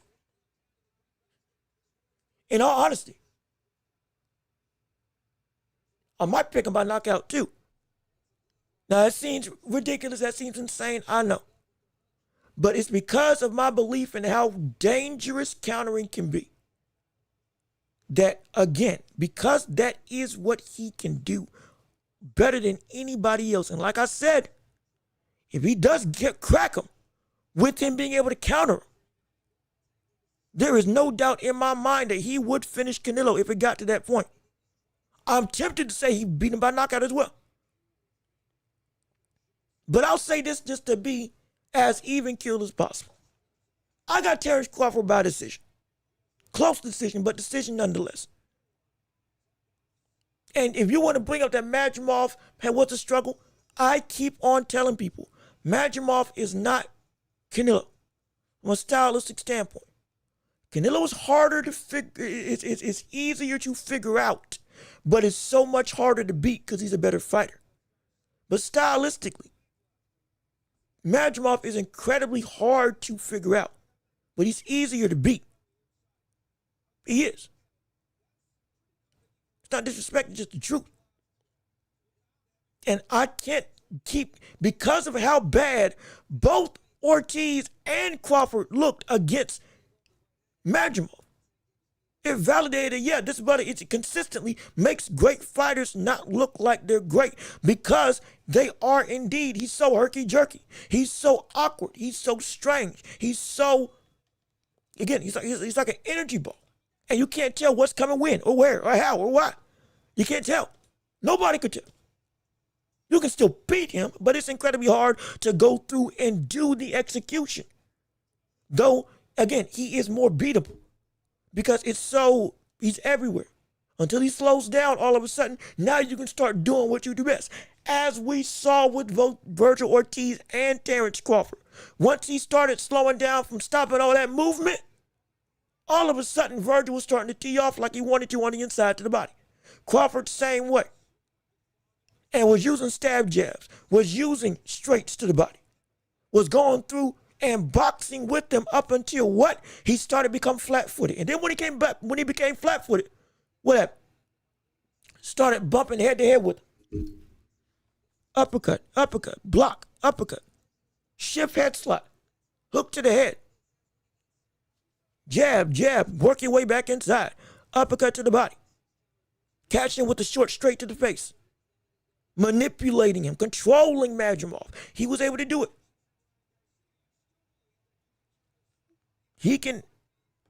Canelo was harder to fight, absolutely. But as a style, it is something that Crawford can indeed handle. Though the talent is better than anything that Crawford's ever faced. I have no issue saying that. And because of that reality, I can see a world where Crawford take this. So I got Crawford winning by decision. Very close decision. And I'm going to go out on a limb and say I wouldn't be surprised if we saw a knockout take place. I wouldn't be as surprised, as seeing a knockout take place. If, again, he goes to that 7th gear, like we talked about on this show before. Like I said, it's going to take something special to pull this out. It's going to take something even more special to get a knockout. We've seen Crawford elevate more and more and more every time in fights. 6th gear, going back again. 6th gear, he can rev up even higher. All that stuff, outclassing people, going to a new place, a new dimension. We've seen it. The bigger the opposition, and the bigger the platform, the greater he's been able to show the gap between him and somebody else. Whether it's in an instant or whether it's over a period of 9 rounds before knocking him out. He's been able to do it. He's going to need to unlock a new gear in this fight. He's going to need to. And I'm going to bet that he can. I'm going to bet that he can. So I'm going with Crawford. So that's my breakdown. Crawford by decision, a very close decision, beating Canelo Alvarez, and a very slim but bigger than expected chance that we could see Crawford do the even bigger impossible of knocking him out. We could. That's my pick. And I'm sticking with it. So, hey, let's see what y'all got to say. Hopefully you like it. Hopefully you don't. You might hate it. You might despise it. You might think I'm ridiculous and insane. And you might think I don't know what the word I'm talking about. So, hey, if that's the case, I completely understand. I get it. But this is just my pick. This is my thing. And I have been night and day thinking about this. So same way I went for Crawford and Spence, same way I did it for Fury and Usyk, same thing I'm doing right now. I'm taking the same approach. So I've tried to be as dedicated to the small things as possible in looking at this fight. And that's why I got picked. And I can't wait to see what you all got to say, because like I said, I had to neglect the chat to go and get through the whole topic of the prediction. And then, now I can go back to seeing what you all got to say in kind. So my gosh, we got 20 plus people in the chat. Shoot, wait a minute, hold on. I didn't know it was like that. Wait a second. Oh my gosh. We got an abundance of people here. Great day in the morning. What the world? Hold on, wait, wait a minute. Wait, I wasn't expecting this many people. Wait a second. Hold on a minute. Oh my gosh. I did not realize all of y'all were here, because I had went and did a stopgap that I wasn't going to read the chat so I could get through the whole prediction. So we weren't here for 2 hours before I even got through the thing. So I just ran through that. And then, my gosh, y'all listened to that whole thing? Shoot. Well, I hope you enjoyed it. I hope you like it. And we got a whole bunch of people. Great day in the morning. Stabby, what's going on with you? How you doing? Oh, we gotta do this quick. Freeze Tim said hi to you. Al Booker Artie said hi to you. Ron Gray said hi to you. Love King, what's up with you? How you doing? Armando Rosado, what's going on, brother? Thank you for tuning in. Jerry, so glad you're here. So glad you're coming through. We appreciate you joining in on the show. Paper Champ, well, thank you for tuning into the show. We're so glad with you. Marco Palomi, we appreciate you coming through. I'm glad you're here. Great day in the morning. Too Rich, I respect the belts. Thank you so much for tuning in. This is insane. I hope all of y'all are leaving a like on the stream. Okay. Shoot, look, my chat bot ain't even keeping up with me. This is great. This is phenomenal. But look, we here. Jaden Melody, what's going on, brother? Thank you for tuning in. I appreciate you tuning into the show. We're so glad you're here. Timmy T. I'm gonna start calling y'all out as y'all show up. Boxing Kingdom. Thank you so much for tuning into the show. And this is insane. WTE as well. Thank you so much. And yeah, this is insane. So let me see how y'all feel. Let me see how y'all feel about the fight or about my picks. I want to see what you all got to say. You may agree, you may disagree. I have no issue with either or. I'm just giving you my opinion, and I want to see what you got. So let me. Oh Lord. Let me see what y'all say. Let me see. Timmy, boy, wait a minute. Hold on. I'm giving you my honest opinion. Have I not been upfront about this whole thing? I've been upfront about it, and I've gone through, and I'm trying to be as transparent. I was genuinely going through, and I kept telling you, I was getting closer and closer. I wasn't lying. I was not lying. And what put it over the top was the openings of those hooks by Canelo. The openings of those hooks by Canelo that go through and are putting him off balance. Having an opportunity where swings and misses where he can't recover. For prime real estate for Crawford to land a lot of the shots that put Spence in trouble. In trouble. Yes, Canelo was not Spence, I understand, but the effectiveness of those shots as over time can build up. And it can sway the judges if it's a consistent thing. And because of how Canelo fights, guess what? It can be a consistent thing. So because of that, and trusting in the defense and the boxing ability, as you all have said on this channel, that most of you feel that as a boxer, Canelo is not better than Crawford. He is. We've talked about how he struggled with movement. And even though he is a fighter that is able to box, again, with giants, as he's done in the past, people that can legitimately move and frustrate him by making him have to reset every single time, he hates that. And that frustration continued to lead to honestly, undisciplined openings in what he would try to do to catch him. And understanding that, hey, Crawford boxing has the ability to also still score at a pretty good rate, even on the defense of Canelo. Because of his punch placement. Just like with the likes of Usyk, Crawford takes what he is given and then builds on top of that. And that's what can lead him to success. It can. And that's why I'm thinking, hey man, this is, I can, if I'm wrong, I'm wrong. And I have no problem being wrong. Like I said, we talked about how, hey, if Canelo knocked him out, I'm giving him all the respect in the world. If Canelo beats him, I'm giving him all the respect in the world. You know why? Because he deserves all the respect in the world. Because he is indeed somebody who is like great. And we've seen what he's done against other people. So I'm not denying that can't happen. And if it happens, it's the most likely situation. But this ain't me trying just to be a spectacle. Because y'all know me on this channel. And also, if you're new here, hey, how you doing?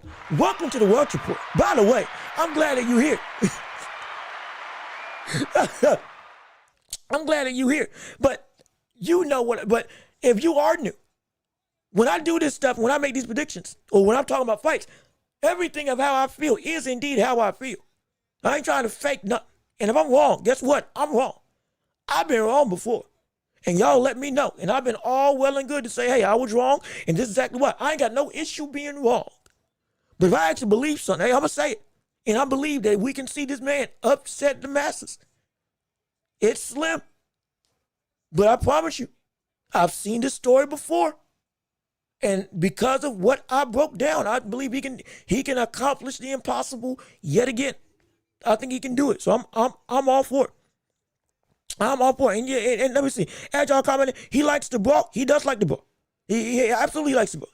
He loves to go to war. That's part of the reason. And this is why I said this is going, if he gets knocked out, I won't be surprised because Crawford is not going to allow himself to just box alone for this entire fight. I promise you he won't. I promise you he won't.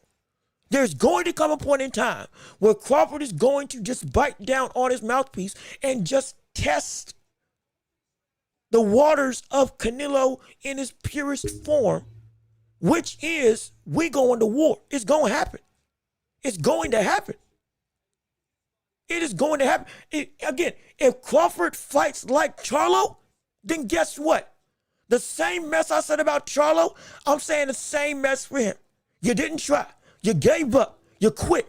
The world you talking about, you being the best in the world, you being this big kahuna, and you ain't even in the biggest fight of your life going through and attempting to make a changing game plan in any way to shift or move this fight to your advantage. You do that, you're doggone right. I'm saying you are terrible. Doggone right, I'm going to go again. I'm going to go at him. We don't mince words when it comes to calling out negligence. We don't. Again, this is a channel. We love to laugh. We love to have fun. You know, but we keep it unbiased as much as possible. Because again, that's what you as the fans deserve. We love fanboy. We love having a favorite fighter. We love debating. We love talking. We love it all. We want that. And this is a community where anybody can come through and enjoy themselves. Have some fun.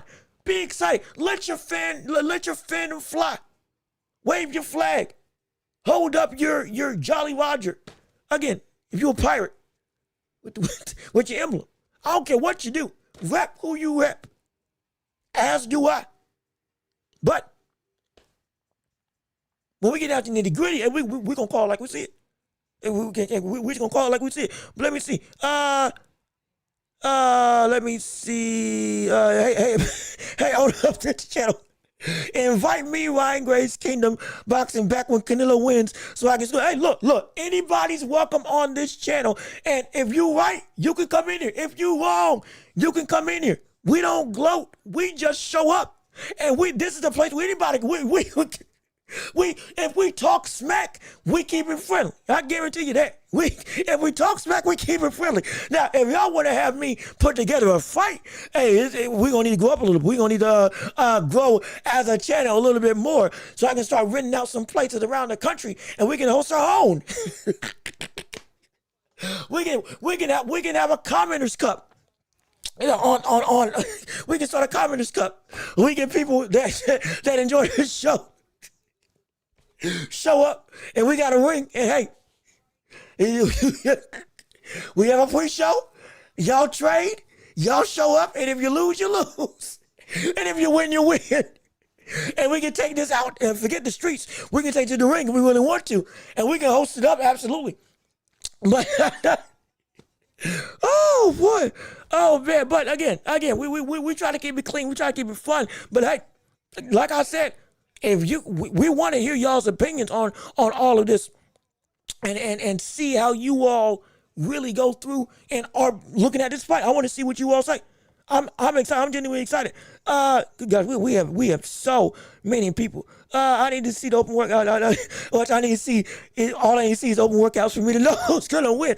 And you know what? That will be interesting. I'm telling you what. I guarantee you, what's gonna change this fight for a lot of people's perceptions is going to be the open workouts and seeing Crawford and Canelo face to face with both of them on weight. That's going to be the difference. That's going to be the difference. That is going to shift, validate, and or invalidate a lot of people's ire or praise for who they feel is going to win or lose this fight. It's going to. Because it's like, you know, we take Sebastian Fundora, for example.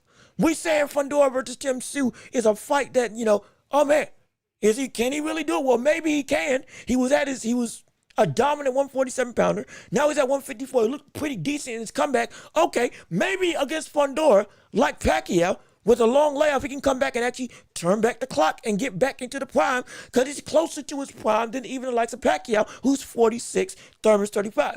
But when we saw them face to face with each other, or rather chest to face with each other, with how tall Fundora is and how short Thurman is, all of a sudden, that changed a lot of people's minds as to how they think this fight's going to go, on top of the context of what's happened in the last couple fights with Sebastian Fundora, beating Tim Tszyu, knocking out Lubin, then making Tim Tszyu quit on his stool second time out in less than, 8 rounds? Which is ridiculous. So that first full-blown camp's over. Now we are where we are physically. That's going to shift a lot of people. It's going to shift a lot of people. And now I think people are going to be surprised as to how big Canelo is in this fight. I think they're going to be surprised. I truly do. But it's like, I'm telling you, this is going to be a time. This is going to be, let me see. Hold on. Listen, my guy said it's like Pikachu versus. It's like, I mean, like, yeah, kind of, for the stare, like, it's like, this is,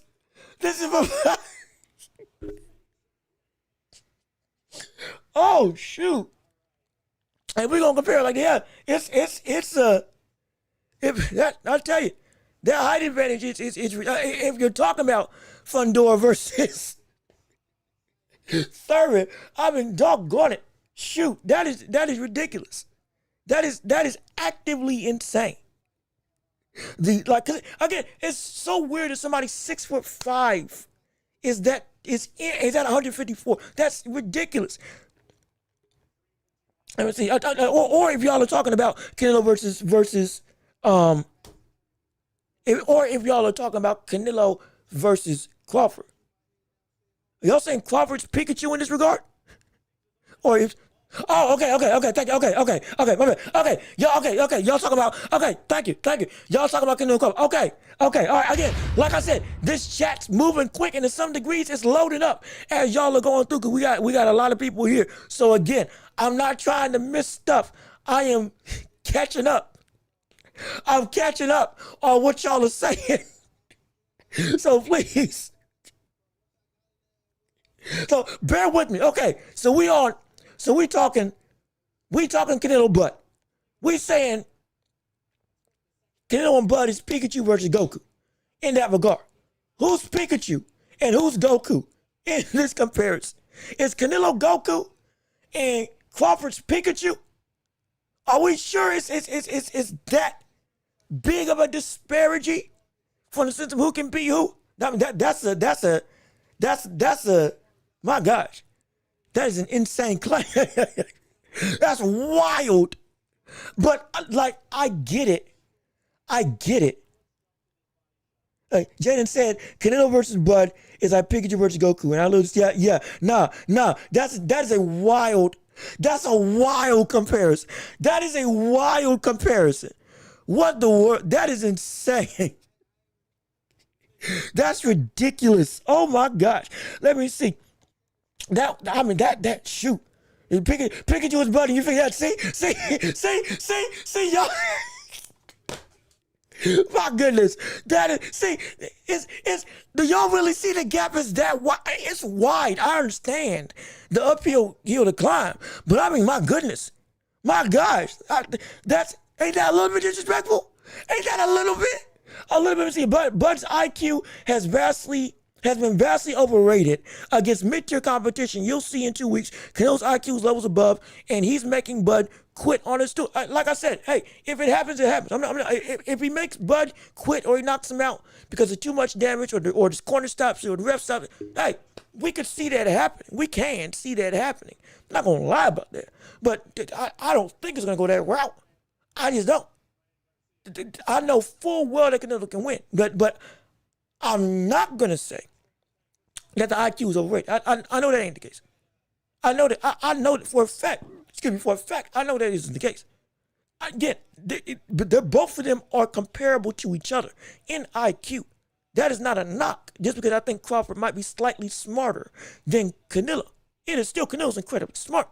So we're not disrespecting it. That's why I said if he beats you would have beaten somebody who is a mental savant in this game of boxing. Hence, it would be incredibly impressive. So I ain't got no issue with that. I have no issue with that. But we're not. We've already gone through the resume. We've already gone through the names. We've already gone through the career. So it's like I can't buy into that far off in disrespect. But I can understand each of them is incredible. And I'm never gonna not acknowledge that. Absolutely. Let me see. We need. Gosh, every time I scroll, there's more chats. Okay, now we hit the bottom of the screen. Welch, we need that live. Oh, y'all want me to go live? Hold on. Wait a minute. Do y'all want me to go live for that fight with Crawford versus Canelo? Is that the case? And is that what the chat is looking for? People want it? Oh Lord, man. Let me see. We got a yes. We got another yes. We got some yeses. All right. Okay. Well, hey, if y'all show up, we'll go live. I ain't got no issue with that. I thought, well, I don't even know there's anything going on in my, well, there's probably something going on. Well, because it's on Netflix, so I'll be a lot of house. You know what? Yeah. If y'all want to go live for that fight, I think we can make it happen. I think we can make it happen. I think we can make it happen. I think we can make it happen. You know what? If y'all want to do it, again, y'all got to show up now. Hey, y'all got to show up now. Like I said, we got some people putting stuff on the grill. I don't know if there's any restaurants doing anything, but I sure enough know there's gonna be some cookouts, a whole lot of places around the area. And hey, I'll tell you what, there's nothing like a football tailgate, and there ain't nothing like a boxing tailgate, because they be cooking up everything. I'm sorry, but if y'all show up, we'll make it happen. We'll make it happen. If that's what the public wants, hey, that's what the public's gonna get. Because I'll make myself available, and we'll go through it. I ain't got no issue with that. I ain't got no issue with it. If y'all want to go live, we'll go live for that fight. We will go live 9 o'clock. We might go a little bit earlier to give a little bit of previews. And we'll go there from 9 to whatever it is. Now, y'all got to also understand, if we go live for that, we going live for Inouye versus MJ. Y'all know that, right? If we do one, we doing both. If we do one, we doing both. So if we go live for Canelo Crawford, we going live for Inouye versus MJ. We going live for that. So it's going. Let me make sure I got my T's in order.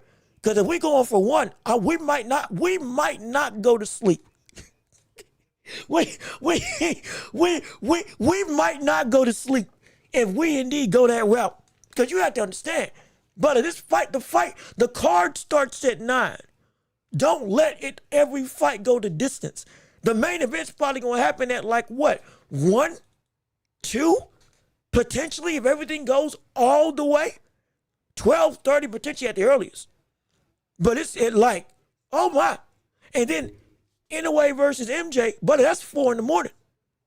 Now I want to see both, and I'm down for both. But if we doing it, we going full force with it. So hey, if we up. We might. I'm not gonna lie. We might not even leave the string. We might not even leave the string. This might be the closest thing I do to Castanet and a doggone 24-hour type string. We going all day. If that, we might just go all day. If that's the case, and we'll just change the thumbnail on the fly. As the show goes on, or no, it'd probably be smarter to make a stream for each particular one. So we'll have it set up and ready. We'll make sure it's prepped. But hey, we'll make it happen. And brother, look, it is going to be ridiculous because some of y'all really think that. And excuse me. Let me back that up. For a lot of people, this fight is their Mayweather versus Pacquiao. For a whole bunch of people, this is Mayweather versus Pacquiao for them. This is their for a whole nother generation. This is their Pacquiao Mayweather. From the standpoint of like two people at the top of the top, finally facing off against each other. Now again, it happened a lot sooner. Sure, it wasn't as much buildup. From the standpoint of like a big time monolithic type event, which is Like we said when it got made, whether you think it's a spectacle or not, this is one of the biggest events of the year, regardless of what sport it is. This is for a lot of people, this is going to be their it thing. And boy, it's going to be it's going to be violent. Y'all thought the chat was on it today. But on what was it? Was it Friday? Saturday? Which I forget, September 13th? Man, it's about to get wild. Let me see. These Canelo fans are getting concerned seeing the odds for Canelo now at 130. Yeah, see? And I'm not the only one. Now, I'm not the only one that's seeing the odds getting close. Like I said, a lot of them are making it close because, hey, if Canelo does do this, the upset money's insane. They're going to go that route.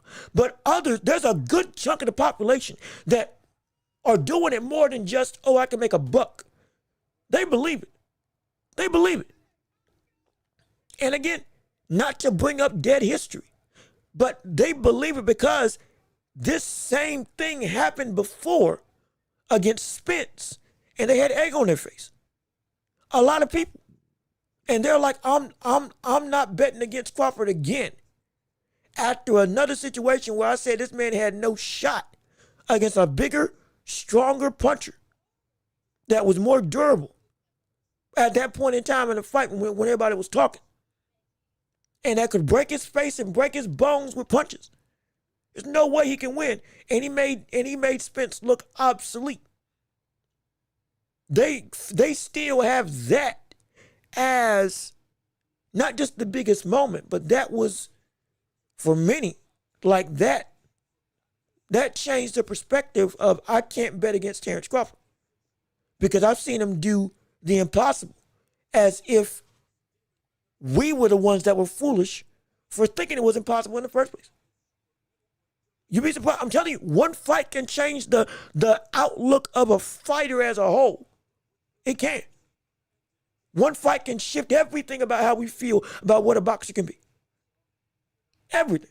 Part of the reason why Fury was favored for a lot of people in the fight with Usyk was because he took Wilder 3 fights and didn't get knocked out. And we talk about Wilder not being a great boxer, not being a great technical savant in any way, shape, or form. Only having a one-dimensional style that even that dimension is crudely done outside of the jab, straight right hand. But because he survived what was at that point in time and still is, in my estimation, the greatest right hand I've ever seen in boxing, guess what? What the world can Usyk do to stop somebody like that? A 6'6", 6'7", towering behemoth, 280 pounds, that can take the punch of the strongest brother in boxing today in Deontay Wilder that nobody has been able to withstand. He put everybody that faced against him on the mat. That made everybody believe, or a lot of people believe, that, hey, yeah, there's nothing Usyk can do. And he's the best in the world. Then you see what happened. That's the thing. One fight can shift the perspective of a fighter. It can add on to their greatness or turn the tide completely of what his career is. It can. And I think for a lot of people, that's why Crawford it's so close. Because they believe now in what they didn't believe in the past. Now, there's a good chunk of them that just don't like Canelo. That's just the truth. There's a good chunk of them that just don't like Canelo. Let me be real.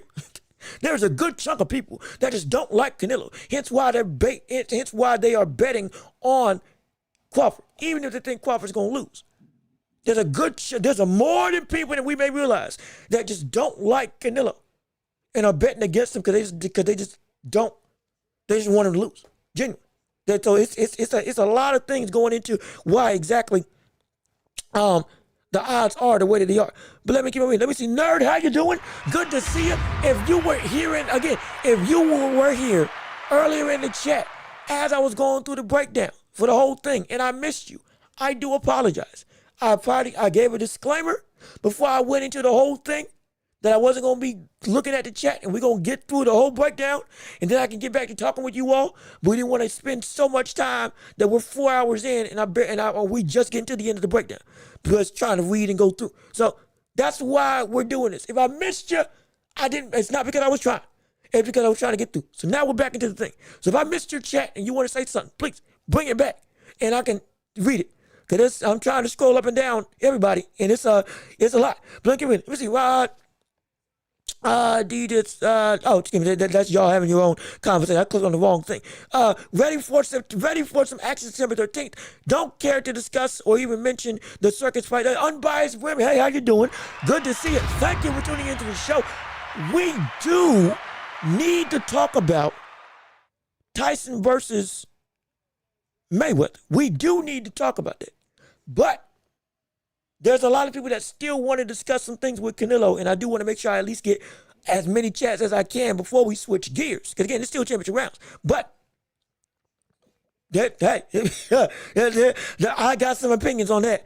But as of right now, I think everybody's looking at talking about the fight for December 13th. We'll get to the Tyson fight later on. But listen, my concerns are the judges though. But I do think Crawford can get it done. Okay, so that's another thing. If it got left in the hands of the judges, would this flip that Canelo would get favoritism because of how big of a star he is? And with the business of boxing, like we said before, Lamont should have beat Tank, but because of a bad refereeing decision, and to a degree the judges as well, Tank got the victory, and the fight with Jake Paul is able to exist because of it. Or excuse me, Tank got the draw, and the fight with Jake Paul is able to exist because of it. We've seen other situations before where bad stoppages keep a title on somebody. Judging makes it so that somebody wins and doesn't win. Again, Tank, and again, WTE, I'm with you. He should have lost. You can look at my breakdown on that fight. He lost that fight. He did lose that fight. And that knockdown that was accounted sure solidified. But again, the business does what the business does as much as we want the sport to have integrity. With these judges, if the fight is close enough, and let's say we do see Crawford deserve a win by 1 round, will he get it? Or will it be that the star power of Canelo pushes the judges to now, okay, hey, we still got a fight with Benavidez that we want to make. We still got money in the bank that we're trying to get. Should we still go through and give it to him? That's the question. I'm concerned. I hope that's not the case. I don't want that to be the case at all. But it is a reality that we could see. It's an absolute reality that we could see because it could be bad. It could be very, very, very bad. Let me see. Canelo's main offense, not the 1-1-2 or the 1-1-4. And we got, again, I'm butting into people. I'm not trying to butt into people's conversations. I'm just clicking on chats and seeing what comes up. So please, I'm not trying to impose. I'm just looking around. But like, again, the part of Canelo's main offense, it's not the main, but part of the main is the double jab into the hook, the straight, or the hook downstairs. It's one of those 3 options. But the main thing is, again, catching, blocking, force you into the corner first, and then now the offense goes. Back you up, and then when you ain't got nowhere to go, explode. With either one big shot or the double jab to manipulate the guard, set you up for something, and then boom, commit body or head with one big power shot. Maybe 2 if he's feeling frisky. And then do the cycle back over again. For the last couple of years, that's been the dominant portion of his style. Can he throw combinations at the pocket? Yeah, absolutely. Does he still have some great hand speed? Yes, he does. Can that straight right still be incredibly effective against most people? Everybody? Yes, it can. And yes, it is. So it's like, it's not, but it is indeed an undeniable portion of his style that we can't get away from in terms of watching him fight. Like it's just the truth. But if he gets too predictable though, That's where I get concerned with this fight. But let me see. Oh, you got to go? All right, so if you got to leave, hey, appreciate you tuning in. Glad you're here. Hopefully you'll be back. We're going to be back here Tuesday, Thursday, Friday, like we are every week. Next week, still going to be talking about this fight and so much more, as well as, if y'all want it, we're going to be live streaming the fight next week for Canelo versus Crawford. So, hey, be here. It's going to be exciting. I can't wait to see. And I appreciate you tuning in. If you would, leave a like on the stream before you go. We appreciate it. And hopefully you'll want to subscribe to the channel, because we have boxing talk like this and beyond in the world of sports all the time. 3 days out the week. Shoot, 4 if we get some breaking news coming up and I can actually get back to the spot in time. I do that. Hey, we can make it happen. But hopefully you enjoyed it. Hopefully you had some fun. And hey, come back soon. And we love to have you back. And we appreciate you joining in with us on today. And hopefully you enjoy the rest of your day. No question about it. But let me keep on reading what you all have to say. Maid, how you doing? Good to see you. Thank you for tuning into the show. Let me see. Yo, I mess with your show, dog. I'm here for boxing, your channel. Keep it boxing. I love it. Hey, I appreciate it. I'm glad. Like we do cover other stuff. We try to make everybody, or we try to dip into different aspects of sports fandom. You know, we cover football, we cover the NBA, predominantly we cover boxing though. That's the main bread and butter that we got on this channel. But hey, I can talk about anything. So I'm glad you're here. I'm glad you're loving it. And I want to hear your thoughts on what we got for the day. Cause this has been wrapping up everybody. And I've seen the people get like angry at some of these takes. It's ridiculous. But let me keep on reading.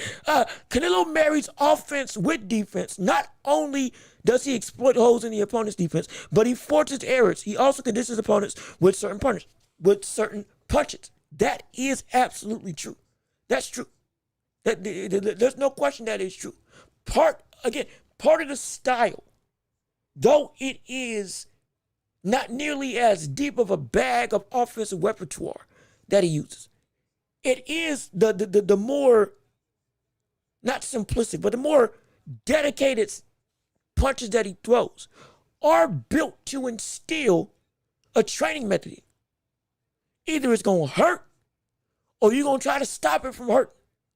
And whatever direction you try to go, take it or leave it, guess what? It's going to lead into something else I want to do. Again, setting you up. It looks bullish, but it is indeed effective. It's got its own holes in its own right, but it is effective. There's a reason why it works so well on every level of division. It's, again, part of that IQ. And he's got the power that can make it actually viable. That, yeah, I can throw these same shots and set you up the same way. You know why? Because I'm too strong for you not to take it into consideration. I am too big from a punching perspective to go through and to have you just be able just to wave it off. You got to take action in some way, shape, or form. Everything I do forces you to make a decision. I'm not saying that in the cliche vein of, oh, okay, make them think. Yeah, everything a boxer does makes everybody think. Sure. But to commit to something, when I do it, sets you up for a different offense that you are going to have to pick your poison with. And when you make that decision, you're going to make the wrong decision. That's how he goes through. Again, he's an incredibly intelligent fighter. For everything that we say about him, he's an incredibly intelligent fighter. And I'm never going to disrespect it. Which is why this fight is indeed so enticing. So all of this is indeed true. It is true. Let me see. Why this feel better than ESPN? Hey, look. I tell you what. If ESPN is watching, I can do you some good. I can be there for you. Tag whoever you can. If anybody knows somebody at ESPN, hey, hit them up. Show them what we got going on. And I guarantee you, I do. We normally go 3 hours. I tell you what, we brand friendly. We try to keep it as family friendly as possible while still being as hardcore as possible. So you ain't got to worry about going and with the FCC with me. And who wouldn't want to market this face to the world of branding and beyond? Whether it's clothing, whether it's spots on television. This voice carries out to the masses. Oh, this energy, you can use it for anything. Oh, I'm there, absolutely. Somebody hit him up and tell him that we got something special going on. Now, of course, I hold all creative control. Wink, wink, nudge, nudge. But take a chance on me, brother, and I promise you, we'll turn ESPN back into the conglomerate of the worldwide leader in better ways than you could ever imagine. I promise you with it. It's going to be great, I guarantee you. But let me keep on reading what you all got to say so I'm not missing out on the world of you all's appearances. Let me see. Hold on. Wait a minute. I'm scrolling. I am scrolling. I'm trying to find people. Let me see. Witness the hoax. What's going on, brother? How you doing? Good to see you. Thank you for tuning into the show. Let me see what you got to say on today. One of these dudes stands his ground at light heavyweight. The other guy fought Gamboa on the back foot. Now, again, if we want to go that route, one of these dudes got rocked by the likes of Miguel Cotto's brother. And it should have been a knockdown because the ropes held him up. But we don't go there, do we? Because guess what? They grew. Mind you, Gamboa was still undefeated at that point in time. Though it was off a 3-year layoff, he was still seen as one of the best in the division and was still the rightful belt holder. Him beating him, impressive. For the standpoint, hey, you got it done. It was his biggest test at that point in time, at that point in his career, and he beat him. Now, do we want to hold that in the same regard as another conversation? We want to go comparing careers. Tank fought Gamboa too, and it took him 12 rounds to knock him out with a torn Achilles in that fight. You know what I'm saying? We can nitpick at every single situation. But for that point in time in his career, with who Gamboa was at that point in time, it was a good win. We don't disrespect that because we understand it. And he grew ever since. He did. We don't hold Floyd. I won't say we. I don't hold Floyd losing. I don't hold Floyd beating Canelo against Canelo as to why he can't beat Terrence Crawford. I don't do it. Because guess what? He got better since then. Way better since then. Both in physicality and in understanding of the boxing game. And so are we going to say because he lost to Floyd, he ain't got no shot against Crawford? No, that would be ridiculous. You're using history in a means that doesn't edify and or properly put into context the ramifications around this fight as to why what would or would not happen. Because at that point in time in Canelo's career and in Crawford's career, with Gamboa and Floyd, they grew and evolved since then to take on some of the best in the world. To beat Spence, to beat Triple G, to beat Caleb Plant, to beat Sean Porter, to beat Amir Khan, both of them. Again, bringing the respective wins of each. That was some of their better performances. This shows that we can't use that as just the baseline for, there's no competition. Because they're not the same person there that they were here. You can say that I'm all for the smaller fighter is going to be a tough time to win. That's true. I ain't got no issue with that. But at the same time, who they are as fighters still weighs more than anything. Still does. Don't forget, this chat has been saying multiple times, skills are the things that pay the bills, not the size of the fighter. Size is a factor, but ultimately it's how good you are.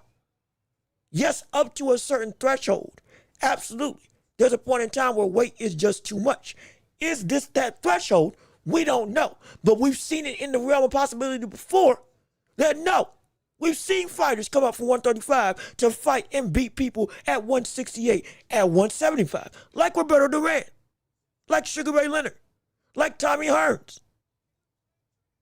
Shoot, Henry Armstrong jumped 20. 126 to 146 to win the title. So it's like we've seen this done before by special people. And because Crawford's a special person, whether you think that he's going to win or not, I have no issue with.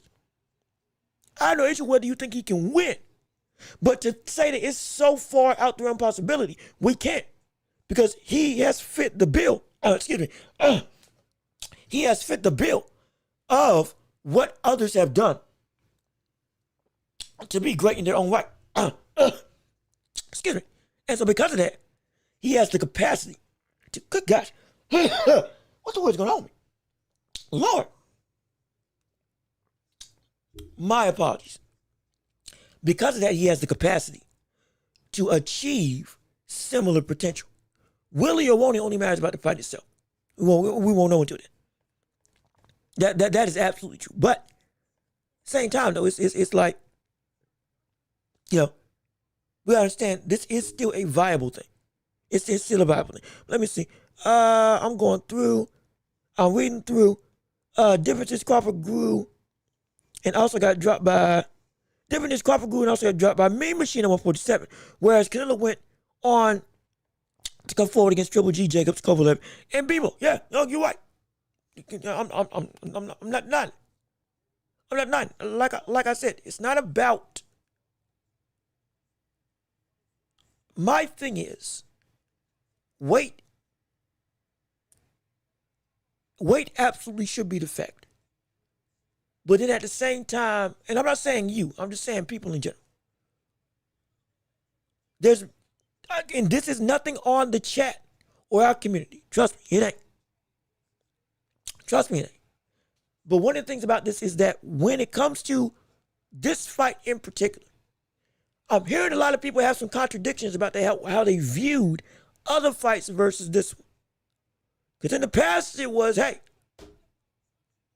y'all remember when Tank and Anyway were going through? And we were saying, my gosh, that's way too big of an obstacle. That's too, and for that range and weight, that is way too big of a jump for that body to be able to withstand. Going up against Tank at 135 from 122, that is preposterous. Because again, for that litmus test, or for that bracket and gap, that is a huge jump. That's the equivalent of Crawford moving up to fight Canelo. Insane. Now, I've said that Anyway is one of the best fighters I've ever seen. Now, I've said that Anyway is a better boxer than Tank. But to say that, oh, at that point in time, weight's too big of a factor in some cases. But then they had the rebuttal being, skills pay the bills. If he's that good, go and beat him. And now we're saying, hey, skills can pay the bills with Crawford fighting against Canelo. And those same people are coming back at me and saying, hey, the world, he's too big. He has no chance. I'm seeing same topic, but now the same people that were on a different side of the aisle are flipping for this fight. At least when I'm discussing it with them. So I'm like, the world's going on. What is this? Where is the consistency? Where's the consistency for some of these people? We're in talking again, not you all, but for some that came into the world of boxing that I was talking to. But again, that's neither here nor there. Just a mindless gripe that I have for me. But regardless of which, I still want to see what you all have to say. I can see Crawford catching Canelo with a good shot and Canelo shaking his head at him like it was done. Now, that will most likely happen. That one, hey, it could be. It could be like a McCauley situation. Y'all remember when McCauley shook off the shot against Joseph Parker? And he was like, oh my gosh, Joseph Parker can't hurt him. Oh, this big brother, 300 pounds, it's gonna be too much for Joseph Parker to handle. And the next thing you know, he got caught on top of the head. And all of a sudden, he was doing the G that he normally does on the ground. Oh my, what if that happened? I'm not saying that's guaranteed to happen. That's highly unlikely. But that same sentiment of shaking his head, nah, that ain't gonna hurt. That will most likely happen. Now, I'm gonna pose this. If that does happen, okay, Crawford ain't hurting him as much. Understandable. But if he's shaking his head a lot, saying that ain't hurt me, wouldn't that be a sign that all of a sudden he's getting caught with some good stuff? Even he can shake his head all he wants, that he's not getting hurt. But if he's continually doing that all fight, wouldn't that be a sign of stuff is getting through and he's getting caught? And again, that's where the effectiveness of offense that I was saying that Crawford needs to apply, that's where that comes into play. Because it ain't about a knockout as much as it is. You got to beat this brother. And you got to show the judges that you're in control. If he's constantly shaking his head because he got caught, even though it ain't hurting him, that's fine. But mind games can work for you and against you. At some point in time, you keep saying the same thing. I'm asking, well, why are you saying the same thing? Well, why? Because the stuff keeps changing. That's the issue. But let me keep on reading. Let me make sure that I'm going to just as food for thought for how you all go through this. Let me see. Is somebody saying, again, I'm just scrolling and catching people. Name one champ Crawford beat at 154. Well, I mean, he beat Madrimov. He beat Madrimov, who was 10-0. Or excuse me, he beat Madrimov, who was 10-0, 9 KOs, had gotten the title in I think 9 fights. Had an insane amateur record of I think like 100 and something. 100 and something in like 30. And so had vaulted his way into one of the 4 best in the division at that point in time. Was looking like a threat to Virgil Ortiz. Was looking like a threat to the likes of Tim Sue at that point in time. Or Sebastian Fundora. Or anybody of that top set. And it was a big risk that Crawford fought against him. It was. As again, naked, no tune-up, first fight at 154, directly after fighting Errol Spence. And he beat him. He beat a buddy that had 9 KOs in his career with 10 fights and him being champion in 10 fights. So like this wasn't just a walk in the park. And we saw how much trouble he also gave Virgil Ortiz. And he was sick against Virgil Ortiz as well. And he still gave him some trouble. So it's like he valid champion with credentials, with amateur record, who was a champion quick and in a hurry. And deservedly so. Crawford moves up and beats him. That's pretty valid to me. That's that in terms of what he can do. And again, regardless of how much we can say that he struggled against that fight, which I talked about multiple times, he did struggle. I know what he did struggle against Madrimov. But the same outcome at the end happened. Not just the win, but a win that everybody said, yes, he deserved. It wasn't a question for most, for some, yeah, but for most, me, myself included, he won that fight. And he took those last 2 to 3 rounds, and solidified. And there was no issue. He did what he said he was going to do. And he took control in those last 3 rounds like he did in every single fight before it. And it wasn't a controversy of if he won or didn't. He did it. Anybody was like, yep, that's impressive. Will he reign or will he move up or will he fight Spence at 154? Spence didn't happen. Spence was out. Now we see what's going on. So yeah, that's a legitimate champion.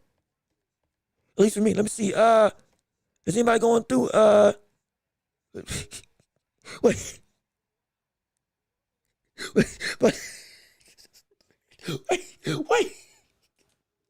See, wait a minute. Wait a second. But has to be the devil himself before he gets some respect. Wait a second. Hold on. Wait a minute. Why in the world? He's got to be the devil himself before anybody says, yeah, he's something serious. See, and again, I'm not trying to jump off the walls, but here's what when looking at this fight, it's an indictment on the sport as a whole. And so let me see. Yo, I mess with this chat. We talk about this. Hey, look. What I tell you? Didn't I tell you? If you stick around, you're gonna want to stay. We be having fun, and we do this with boxing and everything else. But we be having fun. We're keeping it clean. We ain't trying to. We can disagree, and we can still. We can disagree, and we can still have some good talk. Because all of this brings up quality conversation. And I want to ask. Let me see. Bud has already beat two versions of Canelo though, and two versions of Canelo.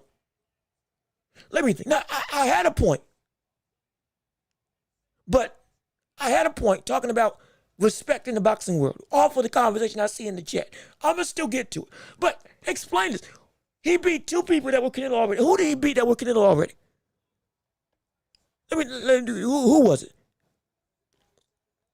Who was it? Let me see. Postal and Victor Postal and Errol Spence. Let me think. Let me see. Let me see here. With this, he already beat a Canelo and Spence and Postal. I'll say this. Oh, okay. You're talking about from the standpoint of combinations, and what? Looking at this, I think you're talking about the standpoint of what they throw. I can see there are similarities there, absolutely. Though again, Spence was a southpaw, Victor Postal again a little bit different, but still, I can see that. You know, the 1-1-2, 1-1-4. You know, the double jab leading into offense and all that stuff. Operating best when his opponents are in the corner. Using size and physicality to be able to go through and really dominate their opponent. And shut down whatever their operations were because of their power. And using that psychological warfare effectively. Setting them up for shot. I get that. But I don't think so. I can agree but partially. Because there's been nobody that Crawford has faced.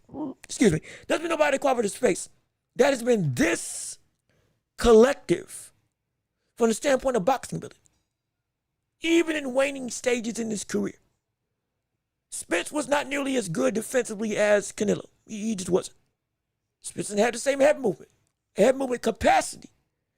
Canelo doesn't use head movement a whole lot anymore. But he has the capacity still to use it and use it well. When he commits to it, he can do some good stuff. But he didn't have that, nor did Victor Post. From the standpoint of being able to think the game, Canelo's smarter than both of them. Again, it's not disrespect. So there are aspects of Postal and Spence that, yes, Crawford has faced before. Elements of the game that he can use to bring into the fight with Canelo. I have no issue with that. I have no issue with that at all. Yeah, that's right. I ain't got no problem with that. But it's when it comes to the fighter, I can't say that we've ever seen Canelo or Crawford fight somebody like this before. It's also the counterpunching and the danger of being a catch and shoot type fighter.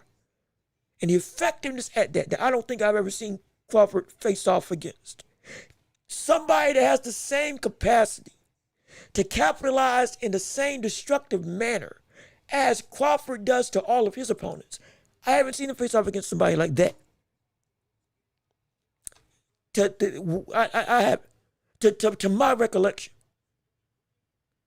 So to an extent, I agree.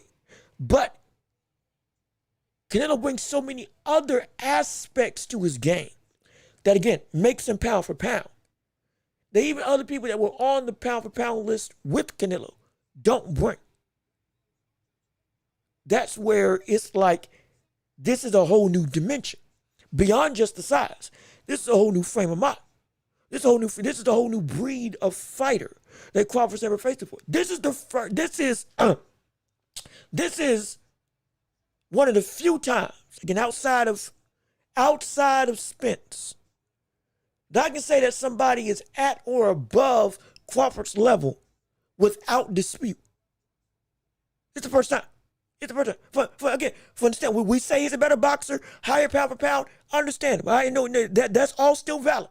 But from the standpoint of being at your level on fight night or being above your level on fight night with everything that you bring to the table, I can't remember seeing somebody outside of going into the fight with Spence that was the conversation. I was like, you know what?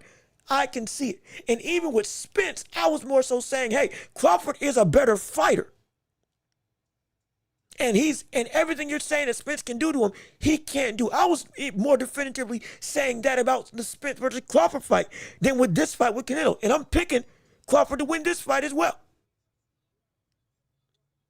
But I understand this is from a talent perspective a drastically higher step. He can get there to that step. He can get to break that ceiling. As you see my hand going above the screen or going above the border of the screen. He can work through there. But nobody's been up here that he's faced before. So that's why I can only say that I agree with that statement. That he's fought people like Canelo before up to a certain degree. I don't say up to a certain degree, at least for me. And so, but I do understand the sentiment. I absolutely do. I get it. I do get it. But let me see. Going through trying to read. But let me see. But getting hit 170 plus times. By what is this involved with? On the walk around and getting hit upside the head by 150-pound natural. You an IQ master or different. Getting hit one time. Oh yeah, he did get tagged a lot by Munguia. Though he did control the fight. But Munguia wasn't nearly as offensive. But he was able to do whatever he wanted. And Canelo was able to do whatever he wanted. But yeah, and plus he kind of let him live, so he could have knocked him out. But whole nother conversation. Let me see. He got that fake head movement trait from Floyd, but bro don't use it for nothing. He just mimics the movement. He roll here or there, but nothing significant. Now,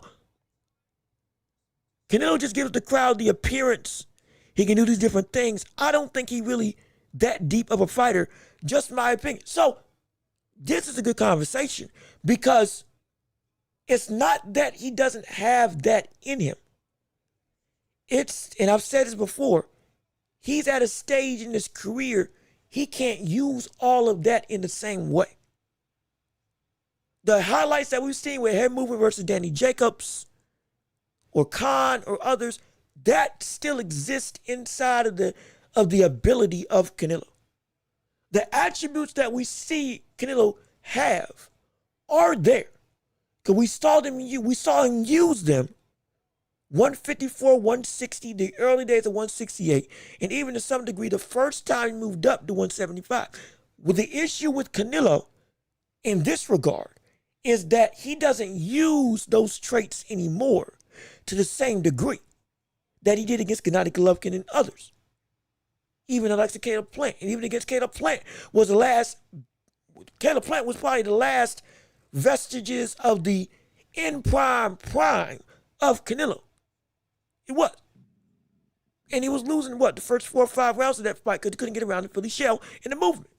But even still, his age and time has stripped away, again, the stamina and gas tank and the physical ability to the point that he's got to be very methodical in when and where he uses those types of things. That's why he's evolved to using catch and shoot high guard. Not all the head movement that he used to do. Not all the slipping and ducking and all that stuff. He can still turn his head before a punch lands. He still is great at distance management and at depth perception to get out the way of shots. He can still do that. But it's not nearly to the same degree because of his physical capabilities at this stage and because using all of those other tools that he does have digs into the gas tank of Canelo. And he's modified his style to be, again, fight like a tank and not have to use all of those extraneous types of movements. That is skill, but it takes a lot of energy to do that for 12 rounds. So he's more so refined and stripped away his style to be the most economical possible. That still dominates opponents in a manner that, I can still do what I want to do and still do what I need to do. And if I can bring out that bag, I can bring out that bag. But I'm not going to bring out that bag all the time because I don't have the ability to do it all the time like I used to earlier in my career. That's why we see Canelo fight like he fights now. I've talked about this multiple times on this show. And it still bodes true. In every fight, it's getting more and more apparent. William Skull fight, he's got the ability to cut off the ring. And even in that fight, you saw he was just wasting time. He didn't even put effort into doing it, though he's got the capacity to, because he doesn't want to waste energy trying to track down somebody. Even against Charlo, when he was dominating Charlo and actively cutting off the ring against Charlo, what happened? There was still a level of he couldn't get him out of there. And some of the stuff that if he had really pushed the pedal to the metal to the fullest of the extent that he could have gotten Charlo out of there. He should have gotten Charlo out of there, but he didn't. In part because, again, the power in question is still in question of what Pop Canelo has to finish the job at 168.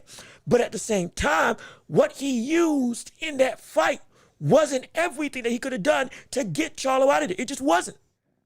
But because Charlo wasn't trying to do anything, guess what? I'll do a little bit more because I'm frustrated and I don't like that you're not doing anything, but I'm not going to go full out because I don't have to. Canelo has turned into a have-to fighter. That's not bad, but that's what he is right now.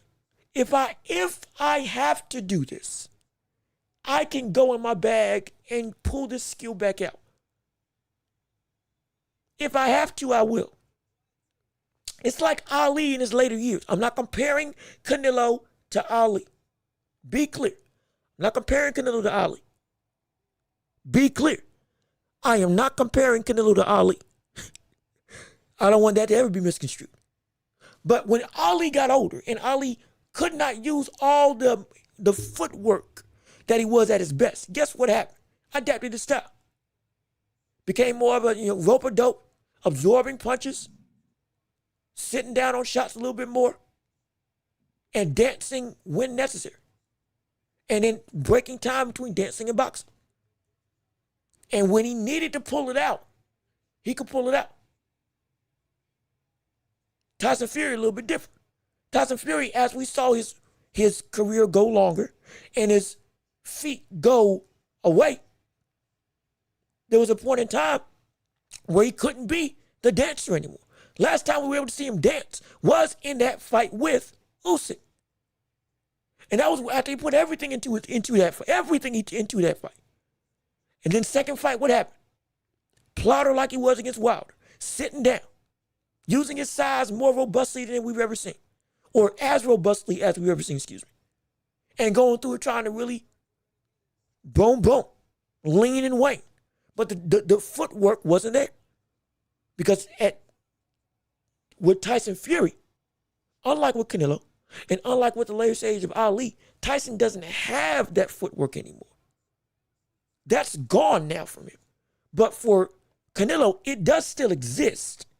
The head movement and the defense and all the intricate stuff, it does still exist, but he doesn't use it unless he has to. Because if he does, he can still get there, but it takes away from the stamina to go and load up on all those one-punch power shots that he loves to do to control the psyche and the body of his opponent. If he does all that stuff, hey, it's a lot. It's a lot of energy. And at this point in time in his career, he's got to be deliberate. He has to be deliberate and surgical with it. Or else he goes into, it's another Bebo situation. Later in the rounds, I'm gassed out and now I'm forced to only fight off the ropes. That's the thing. That's why he fights like he fights. At least from my perspective. Let me see. Canelo fights 2 times a year. Always active. Yeah, he does fight 2 times a year. Thankfully, he's dedicated. Cinco de Mayo, and then there's another date. But it's always, he's coming down to fight. We at least love that. Granted, Crawford fought one time fought Majimov. That was the first fight since his fight with Spence. So it's been one time a year for him. But again, both of them are operating in their normal patterns of effectiveness, or rather, consistency in the ring. I would love it if people fought 4 or 5 times a year. Ali fought 19 times in a year at one point. in lieu of his rematch with Joe Frazier, which ultimately happened against Foreman before Frazier. But you get what I'm saying. Ali fought 19 times in a year. Mike Tyson fought 16 times in a year. Like, we would love that level of consistency to happen again. But sadly, that's not where we're at in the sport. And I hate it. I want it to happen, but I made it. Also, Lamaxi, I didn't even say hi. How you doing? Good to see you. Thank you for tuning in to the show. So glad you're here with us on today. Hopefully you'll want to leave a like on the stream, and hopefully you want to share the show with everybody you can to keep this conversation rolling and let everybody see, hey, this is the place to be when it comes to boxing. I'm happy. I'm excited. I hope y'all are enjoying it. I hope you're not just engaging with the chat, but you're having great conversation. And again, I am reading the chat. I am going through. I'm trying not to skip everybody. Y'all are having your own conversations as well, and I'm trying to not butt in. I learned my lesson last time. Oh Lord. But oh boy, it's gonna be insane. But let me see. When Crawford beats Canelo, weight classes aren't gonna mean much anymore. Well, no, they still will. They still will. Again, moving up and fighting bigger weight classes was a thing that was more common in the past. I keep bringing up the Four Kings because they did it. But again, way back in the day, as a Charles Henry Armstrong, not Jack Dempsey necessarily, but like fighters like that moved up. Sugar Ray Robinson moved up all the time. I keep bringing up Tommy Hearns because he fluctuated every other fight, and he could do it. Because he explained it in an interview, his diet, he just worked. So like fighting up and down in weight is not a new thing. James Toney did it. Bernard Hopkins did it. Going through, and he became champion. He beat a plethora of people. Both of them, all of them did. It's not a new thing. Roberto Duran, it's not a new thing of moving up and down in weight. Evander Holyfield did it. Usyk did it in this era. Bam Rodriguez is going to do it. Junto's doing it. Inouye's done it 4 times. 2-time undisputed.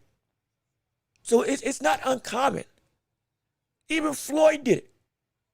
Moving up in weight classes isn't the issue. A big win doesn't mean that a weight class is obsolete. All it signifies is that somebody is built different. But it still validates the weight class. Because you beat somebody up here, but that's still a lofty goal. Because ain't nobody, most people that do what you try to do ain't beating anybody up here unless you are up here. So it wouldn't dilute or make the weight classes meaningless. It would add gravitas to a fighter, but it wouldn't devalue the opponent and or the division. It just didn't. Because if that's the case, then Marvin Hagler should be obsolete after he lost to Sugar Ray Leonard. And I thought he won that fight. But he shouldn't even be talked about if we're going that route.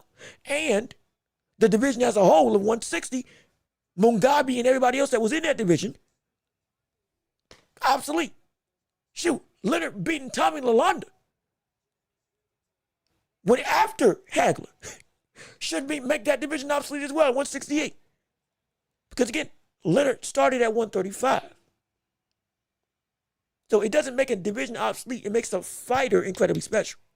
The division still holds its weight because you got to be something different. If you're not naturally here to get up here and do what we do and beat us, it's a different thing.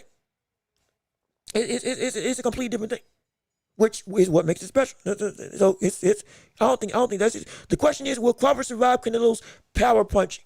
It's not the head that I'm really concerned about. It's the body of Crawford that really has a lot of people concerned with, will he or will he not be able to survive?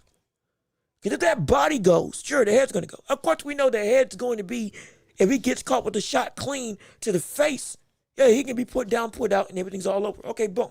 Canelo wins by KO, and everybody goes home. Yeah, we know that happens. But it's the body attack, the durability of Crawford with the added muscle, with him being 168, 167.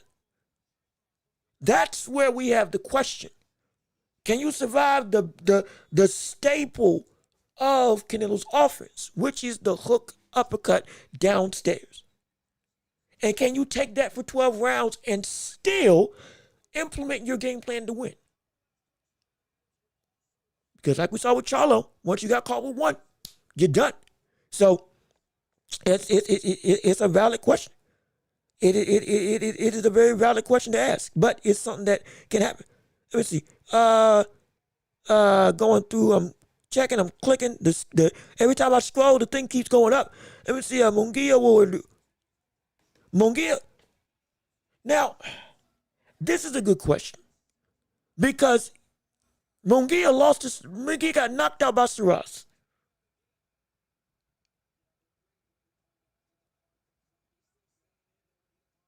And then beat Shiraz, but popped dirty. But that dirty popping was actually found out to be false. And he was alleviated of any wrongdoing. So he was indeed clean. Now, confirmed from the courts themselves. He is clean. He was clean. But would he be? That's a good question. I mean, look, if Shiraz can knock out Munguia, then yeah, Charlo can.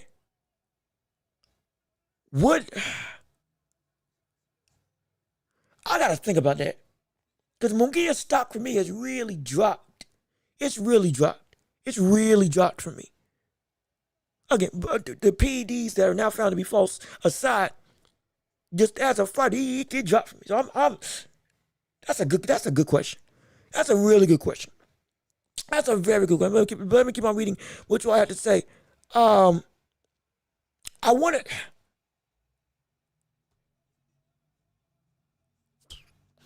don't know if he walks through Munguia. Or I don't know if he walks through Charlo. I think that fight would be better than the fight with Canelo versus Crawford. I'm sorry, than the fight with Canelo versus Charlo. Not Canelo versus. I think that fight would be better than Canelo versus Charlo. But I don't think Munguia walks through him. If he beats him, okay, sure he beats him. Could the same thing happen that happened against Canelo? Yeah. Is Munguia as much, or he did have a bunch of knockouts at 160, 40, was it 35 or plus? Maybe it would. I'm not sure. My stock has dropped on both of them, so it's a very interesting question to ask nonetheless. So I would really have to think about it. I'm not gonna lie, I would. But let me see. Trying to make sure I catch everybody. Dwayne Styles. My gosh, you were way down on the list. My goodness, my first time here. Well, I'm glad you're here. Thank you for tuning in. I'm so happy that you're with us on today. Appreciate you coming through with us. Also, Jose Valdez, how you doing yourself? Thank you for tuning into the show. Hopefully you're enjoying our talk with the whole conversation of Crawford versus Canelo. Again, we still crazy enough. It's still the championship rounds, so you all can still control the show and talk about whatever you want to discuss because you all drive today's episode as we do every Friday. We just had to get through Crawford versus Canelo, but we can still discuss whatever you all want to talk about. We actually making pretty good time. We're only 2 hours into the show. Normally we go in here to 3:30? 3 hours, 30 minutes just about that we normally do because y'all just got so much to say. So hey, stick around, have some fun. Turn us off, man. Well, don't turn us off. Keep us on. If you get sick of us, put us on mute. And then you can just let the watch time grow as we're trying to grow our channel. But we appreciate you coming through. But your team, Canelo, hey, I don't doubt it. I understand it. I get very much so why the word you would pick him. Because this brother is a tall glass of water to have to try to beat. I tell you what. I do have Crawford winning, but again, I did a very deliberate breakdown on it. So I'm just not picking him for shock value. You can go back and listen to it. But yeah, it's gonna be a competitive fight, and I can't wait for it. Absolutely. I am so excited. I can't wait. I cannot wait. I'm saying for the fans because then we can say someone is scared of so and so. Okay, I think that was the previous conversation, right? I get what you're saying. Saying Shakur scared of Devin Haney would actually hold weight down. Oh, saying Shakur is scared of Devin Haney would actually hold the weight class down. Is that what you're saying? If I read that correctly? I think I read that right. And yeah, it would. It would stifle. I'm getting sick of saying somebody's scared of somebody or other. I just want to see the fight. That's all. I just want to see the fight outright. That's all. But I'm going to scroll down, all the way down, and work my way back up to try to find people in the chat because it's still growing. It's still, Canelo would have beaten 20, have beat his 22nd champ by next week. Well, hey, if he does beat him, yeah, he'll be his 22nd champion that he would have conquered. Right? All credit to him. Like we ain't, just because Crawford's coming up in weight, we don't disrespect that win. We don't. Just like with Ali when he beat Bob Foster, one of the greatest light heavyweights we've ever seen. Guess what? We don't disrespect that win or disrespect Bob Foster. It's a quality win for beating a great fighter who moved up and tried to be something special. And Ali handling a great talent with his own talent and size is impressive in his own way. So we hold it to it. So I ain't got no issue with it. I mean, it'll be a good fight. I can't wait for it. So let me see what happened years ago when Roe was 185 against a one. Who? Hold on. I'm sounding like the New Day. Who in the world? Who was 185 and fought a 150 pounder? Who was it? I'm sorry. You meant one. Okay, so you meant 175. Okay, but who was it? Oh, Canelo. Oh, yeah. Wait, no, hold on. I thought Canelo was one. I thought it was. Canelo was 154. Floyd was 147. Canelo was 175. Wait a minute, hold on. Time out. Wait a second. Wait, hold on. Wait, hold on. Oh, okay. Never mind.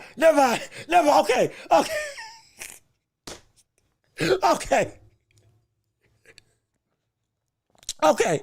You talking. I get you. I get what you're saying. That true. No issue there. Now I knew.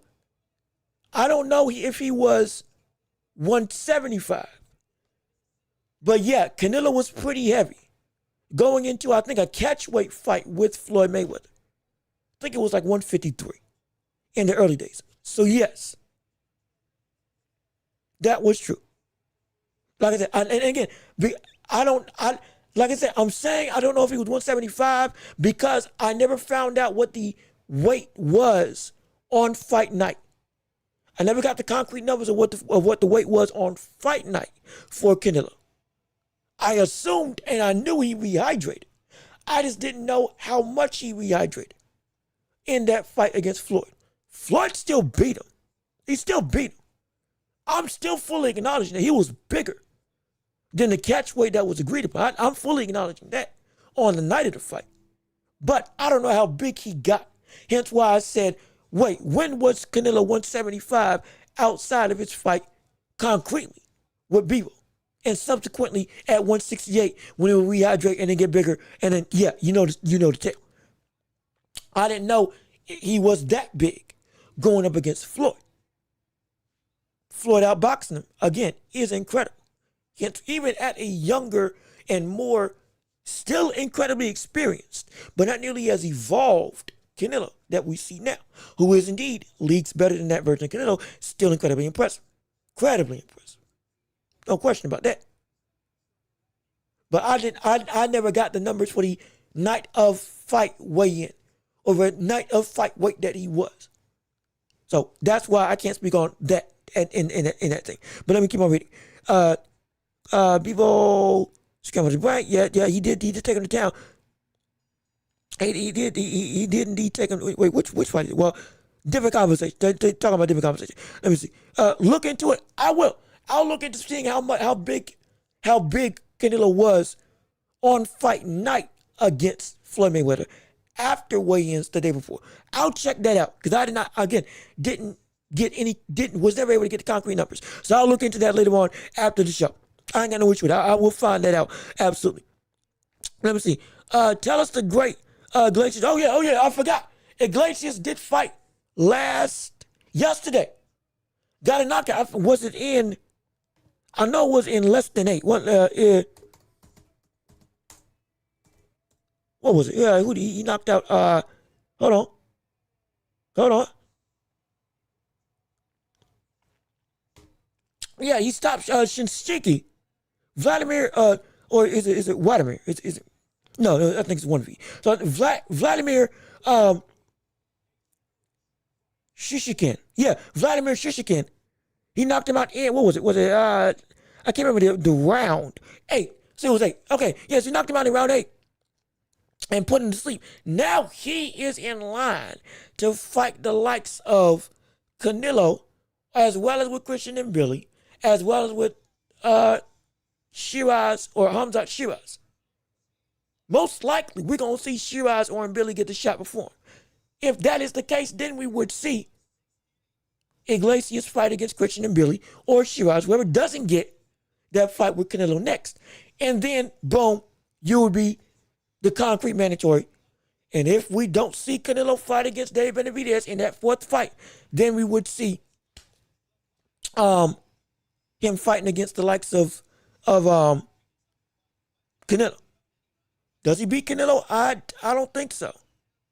Does he beat Christian and Billy? I don't know. But either way, I know his power is indeed real. And his ability would indeed be a great test for a lot of these other real contenders. I wouldn't be mad at him versus Shiraz. I wouldn't be mad at that if it took place. I wouldn't be mad at that at all.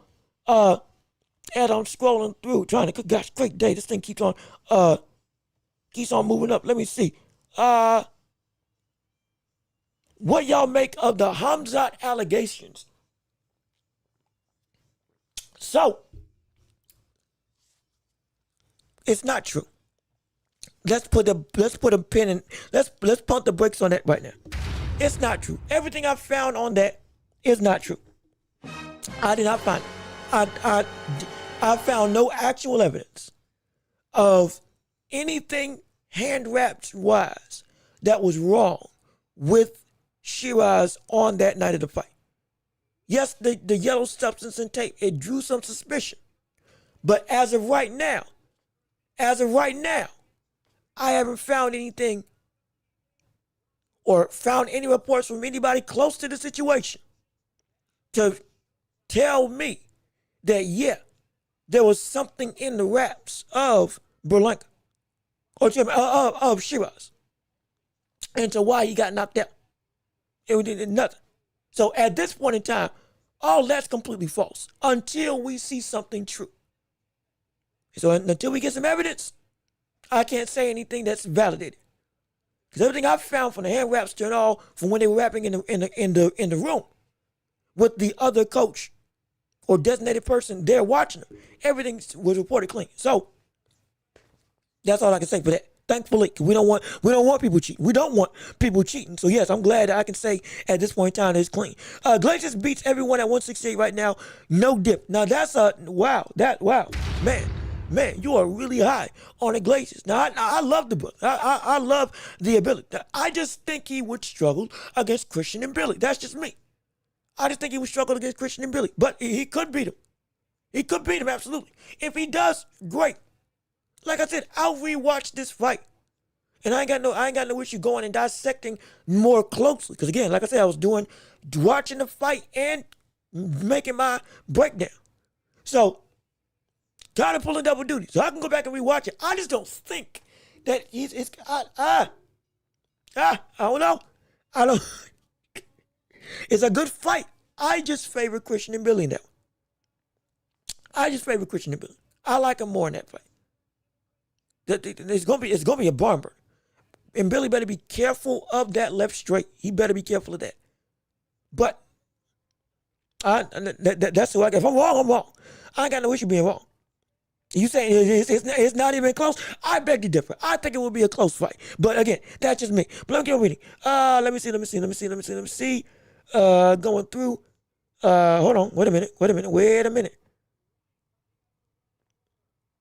Yeah, refs don't check anything. Well, I mean, the refs do a check before they go over the rules. Refs go over the rules in the dressing room for each. There's a coach from each corner or a designated person from each team going over to see the reps of somebody else to make sure that they're clean and to make sure that they're actually rep properly. Ref goes and I think he does a check of the gloves Does the ref not do a check of the gloves and of the equipment before the fight, like in the ring? I thought he does, unless I'm wrong. And then the fight goes through. So I think this out. But again, research for yourself. Research for yourself to make sure. If you have any questions, as valid as I can be, and as knowledgeable as the chat is, hey, research everything for yourself. Make sure whatever you have as information, you go and validate it as well. So you can make sure that you're in the right track. Regardless of whether I'm right or wrong, make sure that you're right. Make sure that, regardless of what I say, make sure that you're right in what you find out. So you can make sure, even if I'm in the wrong, you know what you know. And that's what needs to happen. So you can validate that we are on the right track. And if not, correct me. I ain't got no issue with that. Absolutely. Somebody asked a question later on. And I'm trying to find it. I'm trying to find it. Martinez versus Billy. Who I got in Billy. I'm sorry. I really like Billy by knockout. And yes, I know Martinez and Billy's last fight was a 1-round KO. I think it was a 1-round KO in his last outing. Yeah, you can't take much from it. But again, it speaks to the continued dominance of what he's been since he's been a #1 contender at super middleweight. So, and I've been watching him for a good hot minute, trying to make sure I keep up with him. Nah, the brother's the truth. He built like a brick house and can move oh so smooth. And got a great punch. And can take a good punch as well. And honestly, I love the way his offense flows for me. And so I'm thinking he beats Martinez. And I'm thinking he stops him probably within 9. If I had a pick, he probably stops him within 9. If he stops him before that, again, hey, that further elevates the stop. But as right now, I got that fight. He stops Billy in 9. Oh, I'm sorry. He stops Martinez, in 9. If I had my pick of that fight. Let me see. Commission check. Yep, commission checks the hand wraps. Then they watch him. And then I think also the commission, when it comes to selecting gloves, they pick the gloves and then they put the gloves in a separate safe that neither team has access to make sure that nothing gets tampered with, to further ensure that everything is on the up and up. So they take some pretty serious security to make sure ain't nobody trying to cheat. Because in the past, we've had instances where people have died in the ring, forever changed, never be able to box again, lifelong injuries, and or succumbing to death years later due to those injuries from somebody wrapping, taking stuff out of their glove, putting bricks or plaster in their things. All that. It's a dangerous sport. So they trying to make sure, at least in that regard, they keep it as real as they can be. The sport's got a lot of things messed up, but at least on that regard, they make sure to fix that. And so glad I'm happy. I'm happy about that. I mean, Crawford's time is up. He's been swimming in the kiddie pool. Now he's stepping up to swim with the king of the sea. I mean, like, that again, I love you. But that's just not true. That's just not true. When it comes to the legacy and career of Crawford, that just is not true. He's swimming with the biggest fish we have in the sport right now. Yes. But he ain't been swimming in the kiddie pool. He is not. And part of the reason that this notion comes up is because of promotional, essentially, isolation. Remember the whole you handle your side of the street, I handle my side of the street? That whole conversation that came about? Well, guess what? That was hard for the whole boxing world because of the fact that it stifled that fight from actually taking place. Not just with the IBF letting Spence not fight the mandatory, but also, essentially, a lot of the big names that were on the side of I think it was PBC. Crawford was not able to fight up until like later, because they were literally not working with Top Rank. Which is why I just want everybody to work together so we can finally get all the fights without the fuss of everybody going and doing their own thing, isolating champions, forcing you to say, hey, handle your side, we're going to handle our street, And then we'll eventually get to you when we get to you. That's problematic, and that's horrible. That's terrible. It's unfair to the likes of Crawford and even to the likes of Spence. Because let's be honest, many people are saying that, oh, Spence was a shot fighter by the time he fought against Canelo. Now, I don't agree with that. I think that I don't believe in that sentiment. Spence had fought Ugas and Danny Garcia post-car crash and looked just fine in both of them. Outside of the veneers not fitting in the mouthpiece effectively. He beat and dominated Garcia, then he stopped Ugas, who has yet to fight again. So, the bullet was right as rain, in my estimation. But even if you say that he was indeed bad off, okay, fine. I have no issue with that. Guess what? You could have made that fight with Crawford earlier, before the car crash, without waiting around, so that you wouldn't have to worry about these questions of was Spence the real Spence. But because PBC didn't work with Top Rank and vice versa, everybody lost in terms of losing out on time. And these questions might not have needed to be asked questions if they had just made the fight. That's the biggest thing. And most of the time, nobody's scared of anybody. Nobody's avoiding anybody. It's the promotions not actively making the fights that we need to see make happen. It is not that. Why do you think Turkey why do you think he exists in the sport today? It ain't just because he got money. It ain't just because the brother is able to shell out and pay for big fights. It's because y'all left the window open for somebody with enough cachet to come through and mop the floor with all of your favorite fighters because he can pay them more, but the only way he's going to pay them is if he goes through and actually fights against a person that's on his level. If you want to work with me, you're going to have to do some work. That's how it's been with Turkey. That's why he ain't working with Tank. Shakur, when he finally worked with Turkey Al-Sheikh after calling them towel boys, turban boys, whatever the word he was saying, in a very much disrespectful, racist manner. Guess what? Apologized, worked with them, and now guess what? He fought William Zepeda. Is in line for Turkey to try to make that fight with Tank. If that doesn't happen, guess what? He can get with any champion that he wants now. If he wants T.O., guess what? Turkey will look to make the fight happen. If he wants Abdullah Mason, Turkey will look to make the fight happen. But you got to do work if you want to go work with him. If every other promoter had that same type of mentality, Turkey wouldn't need to exist in the world of boxing. Turkey being great for the sport is not bad. It is great. I'm happy he's here. But it shouldn't be that he's necessary.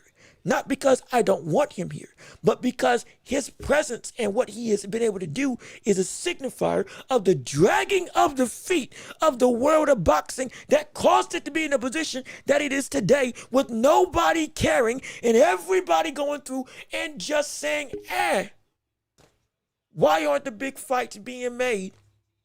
And who's ducking who? The promoter's ducking another promoter from risking their star fighting another star. And it's terrible. I hate it. I despise it. I'm sorry. I went on a tangent. I do apologize. I hate it. Oh my gosh. It is so frustrating. Oh my goodness. I can't stand it. I can't stand it. Irks my soul. Irks my soul that takes place. Oh my gosh, I can't. I hate it. I hate it. But let me keep on reading. I'm sorry. I apologize. Let me keep on reading what you all have to say. Turkey don't pay for tune-ups. Yep, he doesn't pay for tune-ups. He don't. Yeah, good gosh, he don't. Let me see.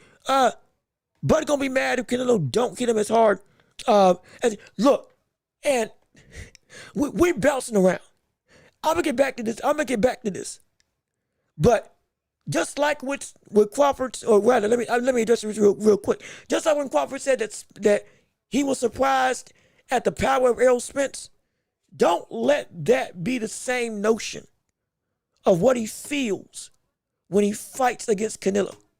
That I thought you hit harder than this. Because my gosh, if that does happen, yeah, we can really see a potential repeat of what we saw with Spence. Because if the power is not just, if the power isn't just underwhelming, but if it's well below what Crawford thought he was going to experience, that opens his not just confidence but the ability to say, okay, yeah, taking these risks, it's not calculated. Now it's just business as usual. And it could be bad. I don't think it's going to be the case. But if it is, just like with Spence, he going to be upset.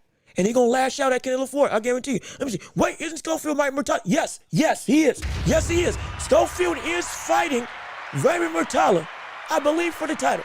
Schofield's fighting Murtala for the title. Abdullah Mason's fighting Sam Noakes for the title. Shakur Stevenson is still reigning as a champion.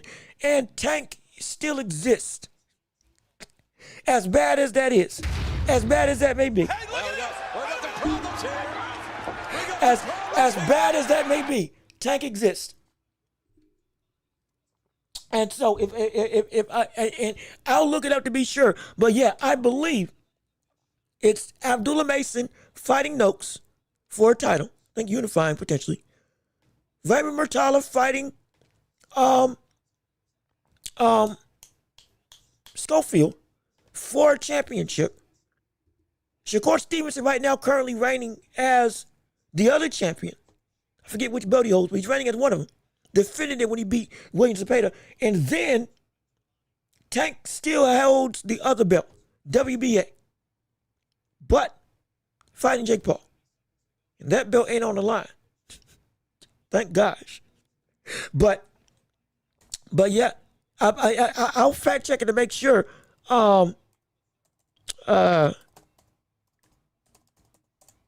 Schofield versus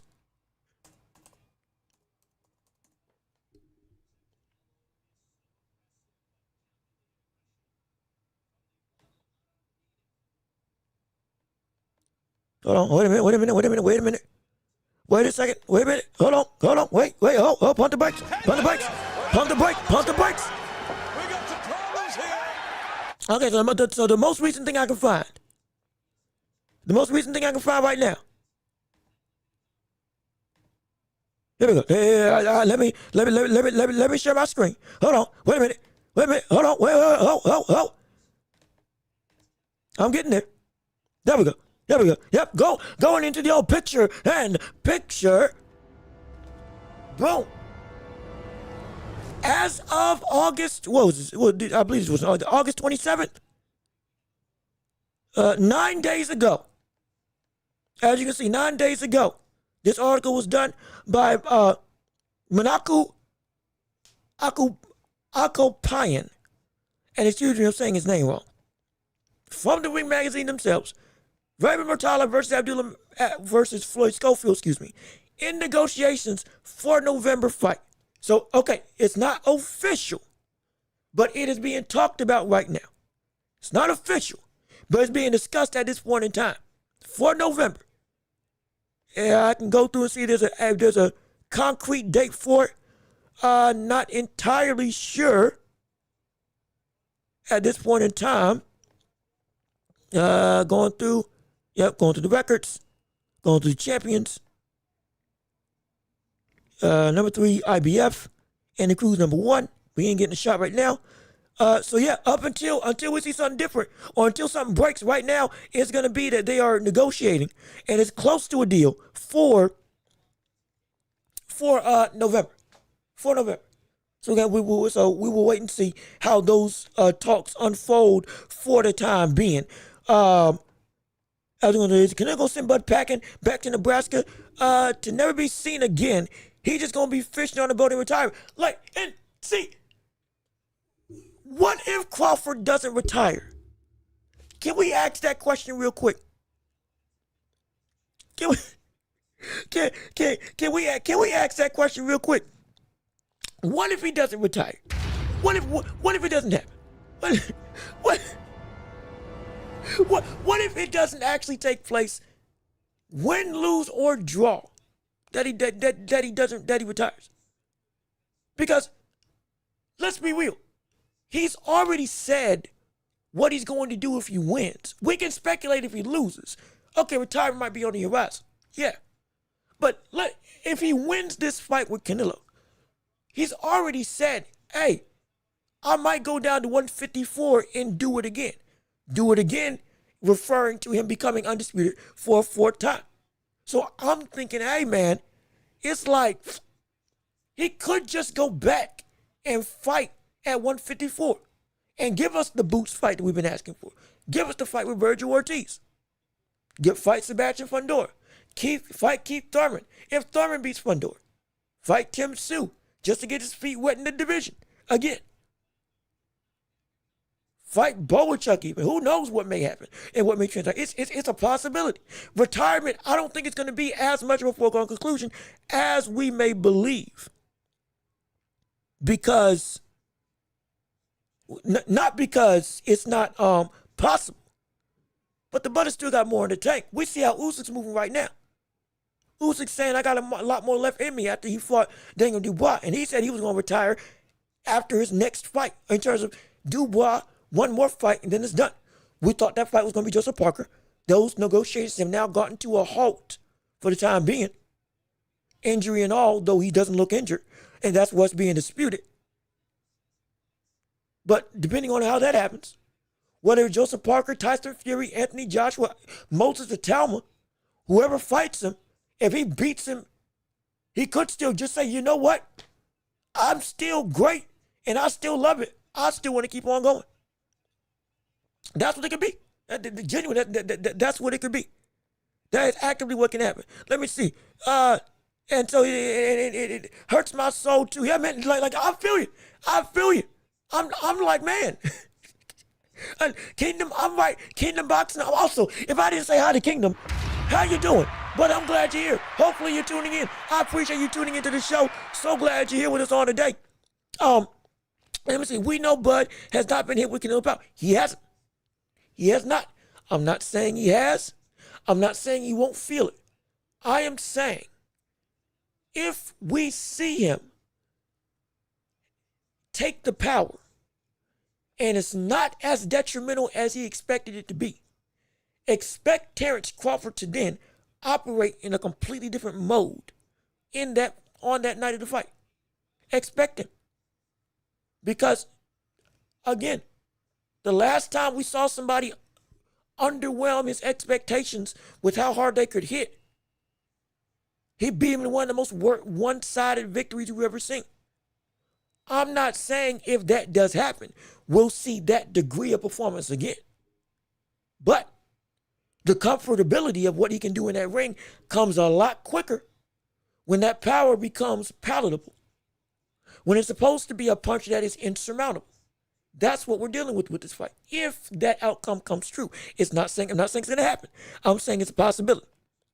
That's all. Let me see. Because if we feel that, watch Bud push Canelo.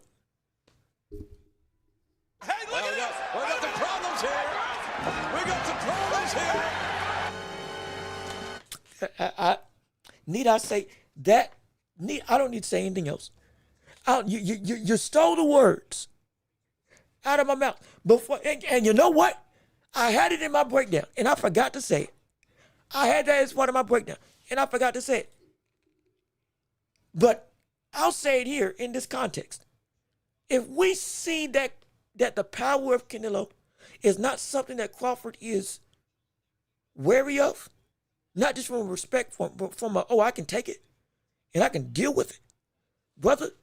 Canelo, he will not let Canelo walk and stalk him down. He will be more than inclined to meet him in the center if that's the case and shove him around if he can. He's going to try to do it because he's done it against every single other opposition. It's part of his DNA. It's part of his game plan. He isn't just a tactical fighter. He's a fighter that loves to control the fight from a dominant physical perspective. I'm not calling him he's not a Rocky Marciano. No, he ain't a Henry Armstrong. He ain't that. But from the standpoint of, hey, I'm going to show you that you can't do nothing with me. In the clinch you're out, I'm going to control where you go, and I'm going to shove you off of me, and I'm going to shove you where I want you to be. He'll try that. He'll try it.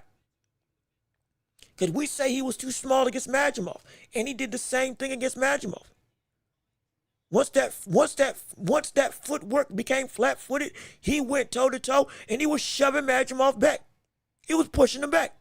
He pushed Spence back. So, yeah, it can happen. It absolutely can happen. But let me see. Don't to my guy Floyd and Tyson. All right, let's discuss it. Hey, let's discuss it. We have to. We don't want to waste too much time. We don't want to waste too much time. So we do need to discuss this. Sadly. Lord knows I don't want to, but sadly we got to. Because again, I'm not trying to skip chats, but we also want to make sure we do cover at least the other biggest topic while we're still running through and talking. Tyson versus Mayweather. Great day in the morning. My word. My goodness. Oh, Lord. Oh, Lord. All right. Okay. All right. I don't want to switch gears. Give me 5 minutes. And let's talk about this. Why? Why? That's the question. That's all I can say. Why in the world does this happen? Don't say that anybody needs money. I don't want to hear a peep that this is because of money. From the standpoint of they're desperate. Tyson just got off of fighting Jake Paul for band after band after band of cash. Floyd is Floyd. Doesn't need money. But it can fight an exhibition against anybody and get paid multi-million dollars. No. We're not doing that. No, Ryan, no, we're not doing that. We're not doing that. He just got paid by Paul. He just got paid by Paul this year in one of the biggest boxing events in the world. Genuine. He does not need more money. I can promise you that. If he went into debt that quick, and the only reason why Tyson would go into debt that quick at this point in time would be because Don King got a hold of him again. That would be why. Don King done got him again. That would be the only way. Don King done got him again. And somehow done stole money like it was back in the day. That's the only way. Ain't no way he spent all that. This man, sadly, he's fighting Floyd because of two reasons. One, sure, you want to use money to pay, they're just too big to ignore. Fine, I ain't got no issue with that. And also, Hoax, I see you. Bud daring to be great. Got to give him credit. Win or lose, that is a great way to look at it. And I'm going to come back to this comment after I touch on this Tyson thing, because we do need to touch on Mike Tyson, at least before we get out of here. But he's fighting him because, one, yes, the money is going to be exorbitant. And two, the brother's always had a grudge with Mike Tyson. And vice versa, Mike Tyson's always had a grudge with Floyd. Floyd's had a grudge with Mike Tyson for years. Tyson's had a grudge with Floyd for years. They've gone back and forth with each other for decades. Tyson's called Floyd a small man.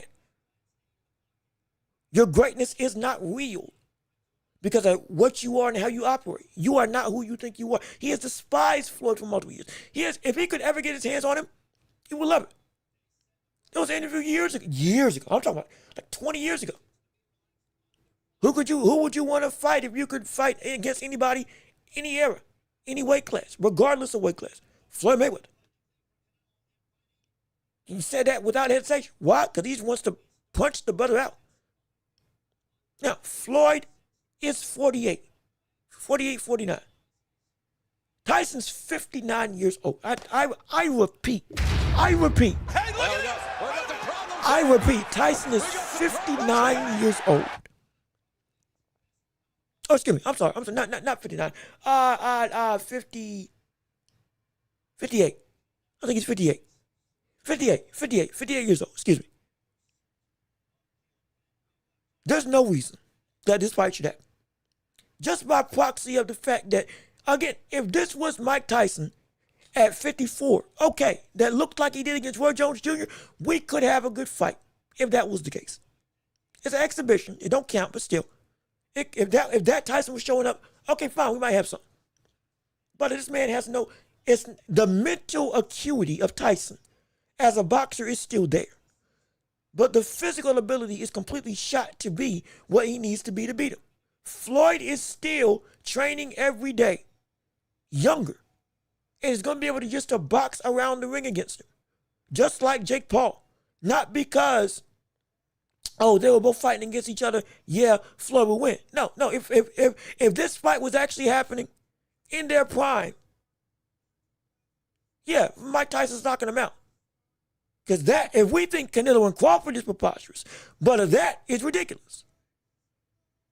That's like Tank fighting Jake Paul, but if Jake Paul was a legitimate world champion level boxer. That'd be like if Tank was fighting Jake Paul, but switch out Jake Paul with the prime Mike Tyson. Boom. That's what you're getting the equivalent of. Floyd, who fought at his highest at 150. At his prime was at 135. Fighting at heavyweight against Mike Tyson in the prime. No, Tyson kills him. I don't care. No, he kills him. But this Tyson who can't move, yeah, no kidding, it's going to be an easy work for Floyd. I want Tyson to win, sure. But there's no reason that this should happen. It just isn't. And it's so frustrating. Again, it's another spectacle fight. Oh, I'm sorry. Ryan Graves, you corrected me. He's 60. I apologize. He's 60. Excuse me. So sorry. Looks like when he fights in the ring, looks like he's 100. From the bottom down. Because he can't move. I don't care how much he can slip.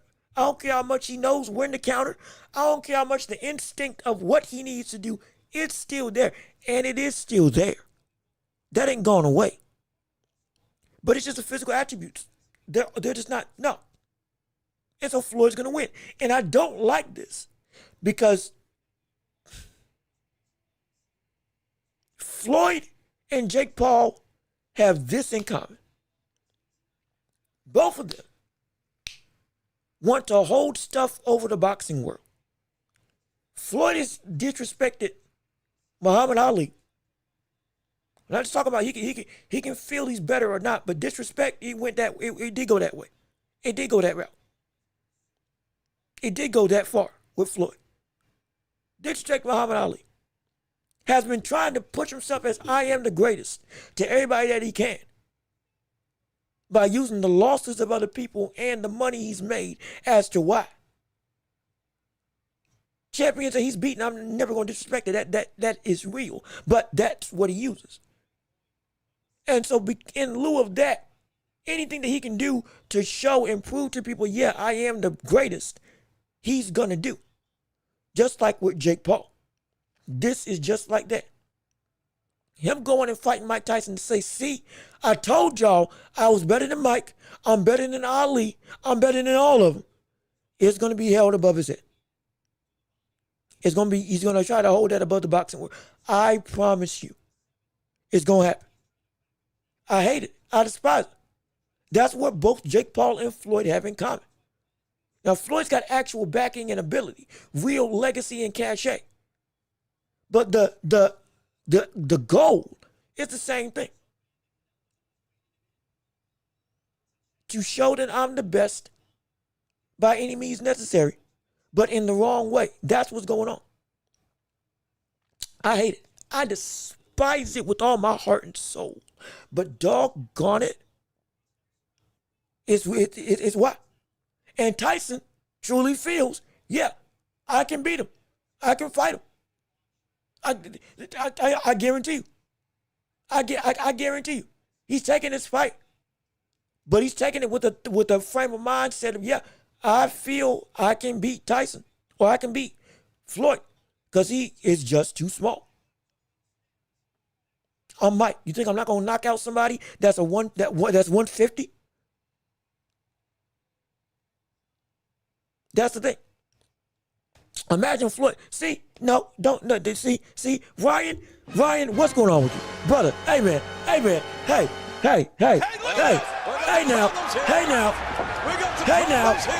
stop. What are you doing? Stop. Don't bring stuff like that up.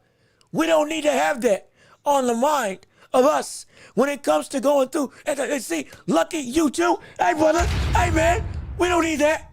We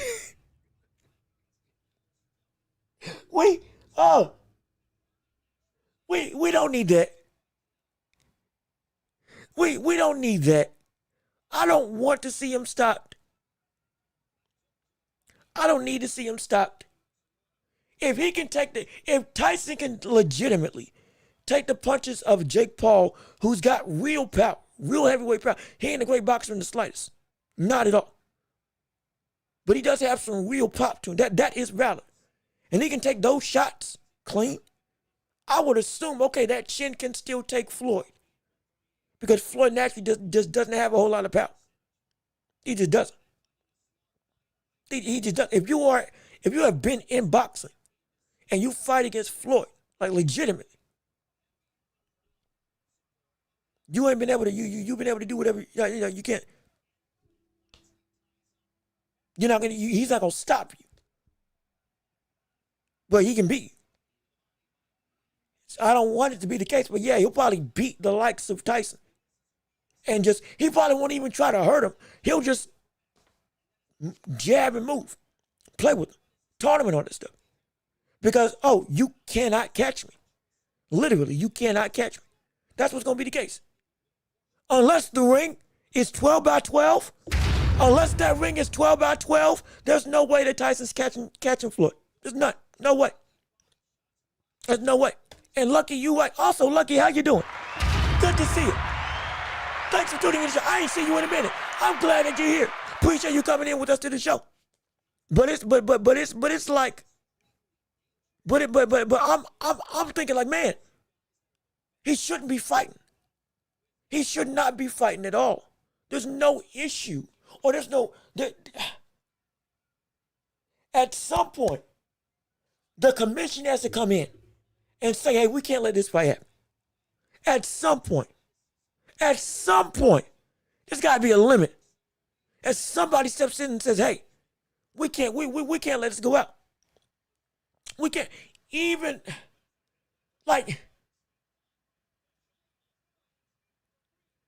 all these fights are happening because of the fact that at this point in time, spectacles are a flash in the pan that get everybody excited and you want to see it.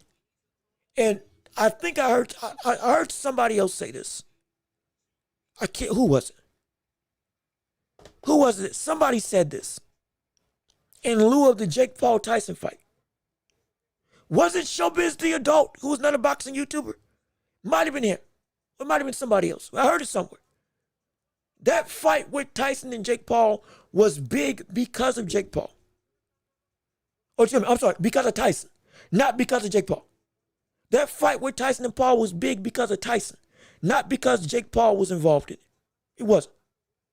It didn't get that much of a sell because of Jake Paul. It was because of Tyson. People want to see him back. With that same logic, Roy Jones versus Tyson was breaking servers everywhere. Illegal streams, legal streams, Thriller was breaking it all. You know why? Because Tyson was back and involved. The star in all of these fights has been Mike Tyson. And that spectacle shows, again, the legacy, the iconic status, which is incredible. But it's being used and abused by the sport, and I hate it. Somebody should come in and make this stop. Because Evander Holyfield shouldn't have came back against Vitor Belfort. And Tyson shouldn't have came back against Jake Paul. And it should have been that, we can't let the icons of our sport go through and do stuff like this. We can't, unless it's against each other. Like at some point, there's got to be a threshold. Even though Floyd's 47 and Tyson's 60, it still should be. Hey, but that weight class alone for two retired fighters, no, that shouldn't happen. The age of which both of them combined, no, that shouldn't happen. And the gap ain't even close enough to be like, yeah, okay, y'all are both at the same weight class, at the same age, to say, okay, yeah, the threat level is the same for each, so we can't let that fight go. It doesn't even fit that bill. It is still nearly a 20-year difference. I hate it. But because it makes money, they're still letting it go through. And again, as much as I hate it from the business side, Tyson would be a fool not to take that fight and take a paycheck. Even if you lose, again, it's an exhibition, so it doesn't count. And then also, it would be a situation where, hey, you make easy bank. And if you do knock him out, guess what? You get to put hands on the buddy that you hate the whole time. And if you lose, you're 60.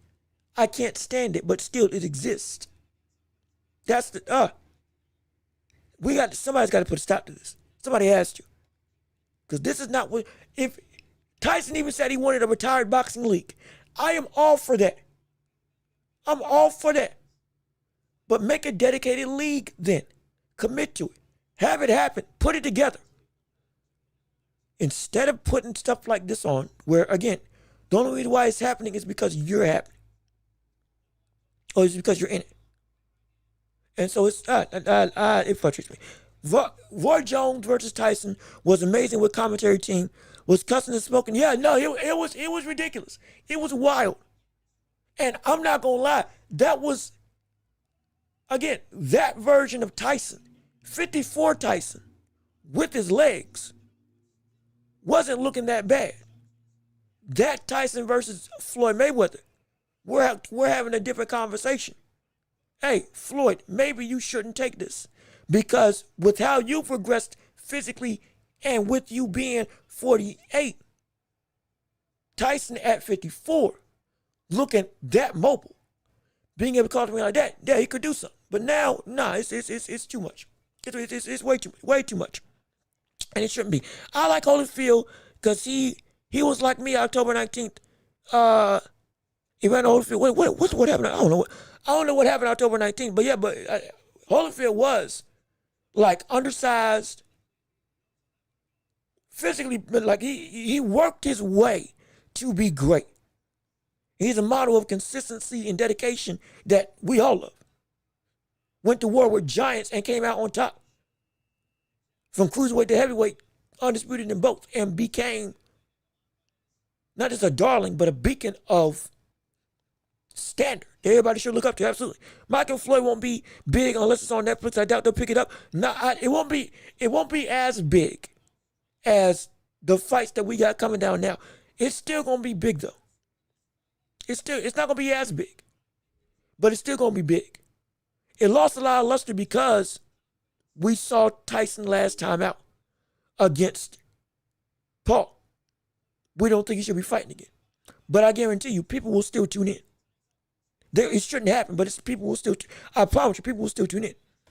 Like Georgia State Athletic. Also, Vaughn Greenhill, what's going on, brother? How you doing?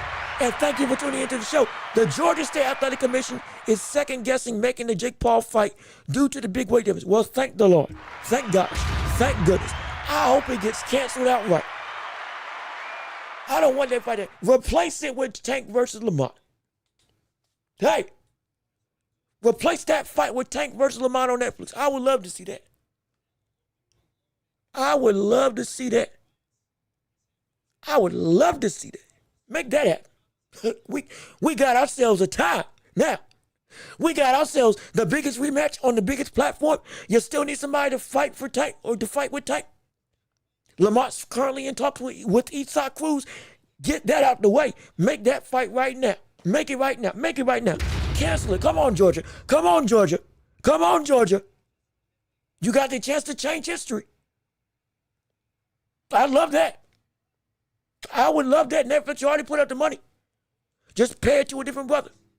And I promise you it will be big. Promise you. I promise you. I just give the fights the chance to shine, and I guarantee you they will sell themselves, especially that fight with Lamont. I promise you it will. I guarantee you it will. Just cancel the fight. That's all. Just do it. Just do it. Just do it. And it will be great. Oh, I hope for the day. I hope for the day that it happens. Let me see. I think Tyson wins the first round. Maybe. He comes out swinging. After that, that's all he's going to have. And he's going to be gassed and winded. Like he was against Paul. Because the combinations can be there. The stamina just is no longer this. It just ain't. It just ain't. So it's going to be bad. Oh, boy. I'm telling you. I hope it happens. Because if it happens, woo! I hope they cancel that fight. I truly do. Because it's going to be spectacular. But, again, last call. For anybody, let me see. Yeah, thank you, bro. Like that drink. Oh, there might be a different conversation, excuse me. But anybody else got anything they want to say? I think we're about to wrap it up and sit down. We got last calls for this show. Unless we need something else we want to talk about, we can go on and get out of here. Marvin Hagler, he's so fast, strong. Marvin Hagler was a perfect blend of both. Power, durability, speed, switch hitting, technical efficiency, phenomenal chin, can go 15 on high and be just fine. Built for the test and will break you in ways you didn't imagine. He was incredible. Oh my gosh, he was incredible. A warrior of warriors. Sadly, gone too soon. I would have loved to see him seeing what's going on right now in boxing. Oh, it would have been great. It would have been phenomenal. I would have loved that. But again, last call. It is the championship round. Last call for whatever you want to talk about in the world of boxing. Unless if there's something I missed, if there's something you want to discuss, if there's something that you want me to tap into before we get on out of here, I'm all for it. And I would love to see it, no question about it. It will be a pleasure of mine to go and see what you all got to say. We about to end it off. We got to go and get out of here. We got to make sure that we're setting ready. One, I got to make sure I get my voice to rest and don't push myself too hard. But also, you all still have your weekend. You're still want y'all to be able to enjoy your time. And we've been here for almost 4 hours. So whatever anybody wants to say, we can talk about it right here, right now. I have no problem with, but we want to make sure that the world is able to see. It is right. It is right.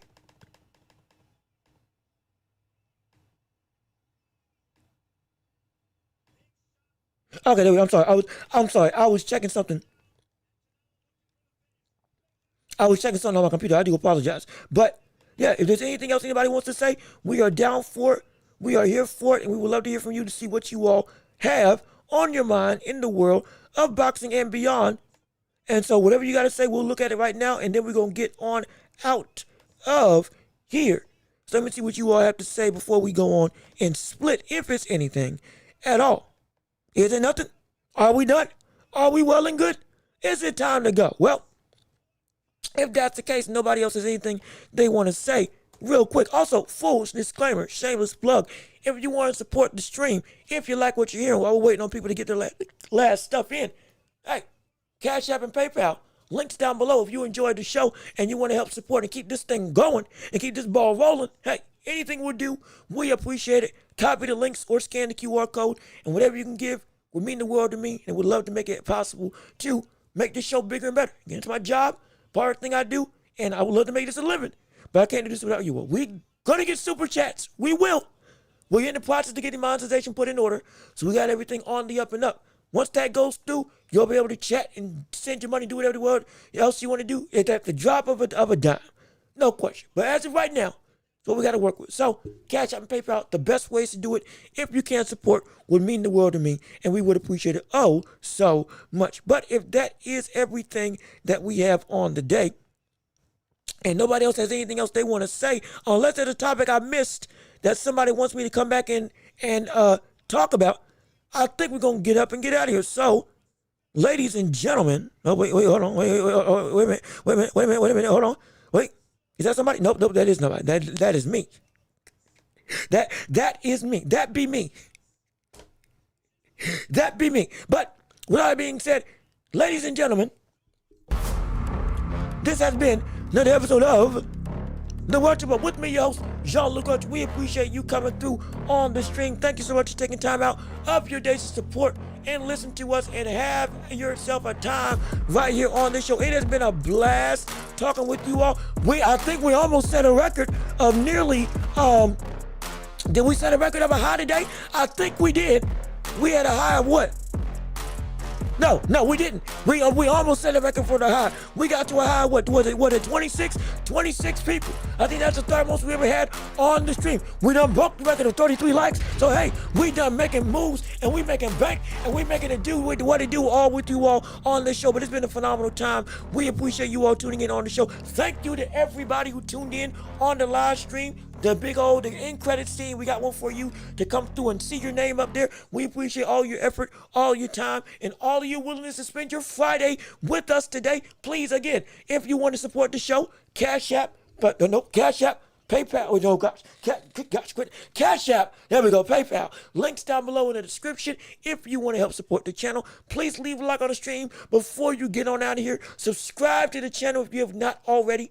Be sure to share the show with everybody that you know so we can keep on building up this empire together. Yes, indeed. And be sure to hit the notification bell so you know whenever we post right here on YouTube and on every podcasting platform imaginable. You can find us there. Apple, Spotify, rate us 5 stars. This episode will be up at the end of the show, or at the end of the day, when the show ends, so you can listen to it and hey, go back and listen to the best things and just enjoy the time outright. But again, it's been a phenomenal time. We've set records. We had almost 500 people come in here collectively throughout the day. So we are indeed growing and shining. I tell you what, this topic, it hit home for a lot of people. A lot of people wanted to hear what I had to say. And whether you agree or disagree, we appreciate you coming in and just listening and taking time out and wanting to see what we got for the show. So again, it has been a blessing. It's been great. Enjoy your weekend. It's 2K day. Don't forget, if you want to buy 2K, it's here.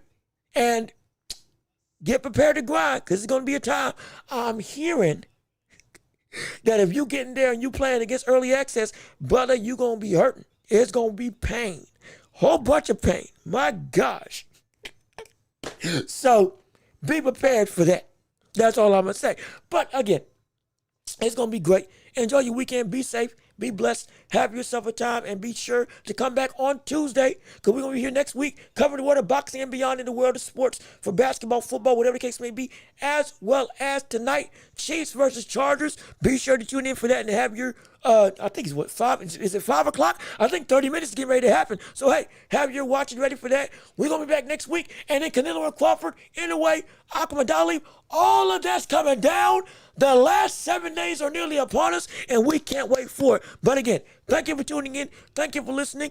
I've been Jean-Luc Welch. Y'all have been wonderful. Peace and love. We are out of here. Yes, sir. We are going to see you all on Tuesday. Be safe. Be blessed. Peace and love. And we out of here.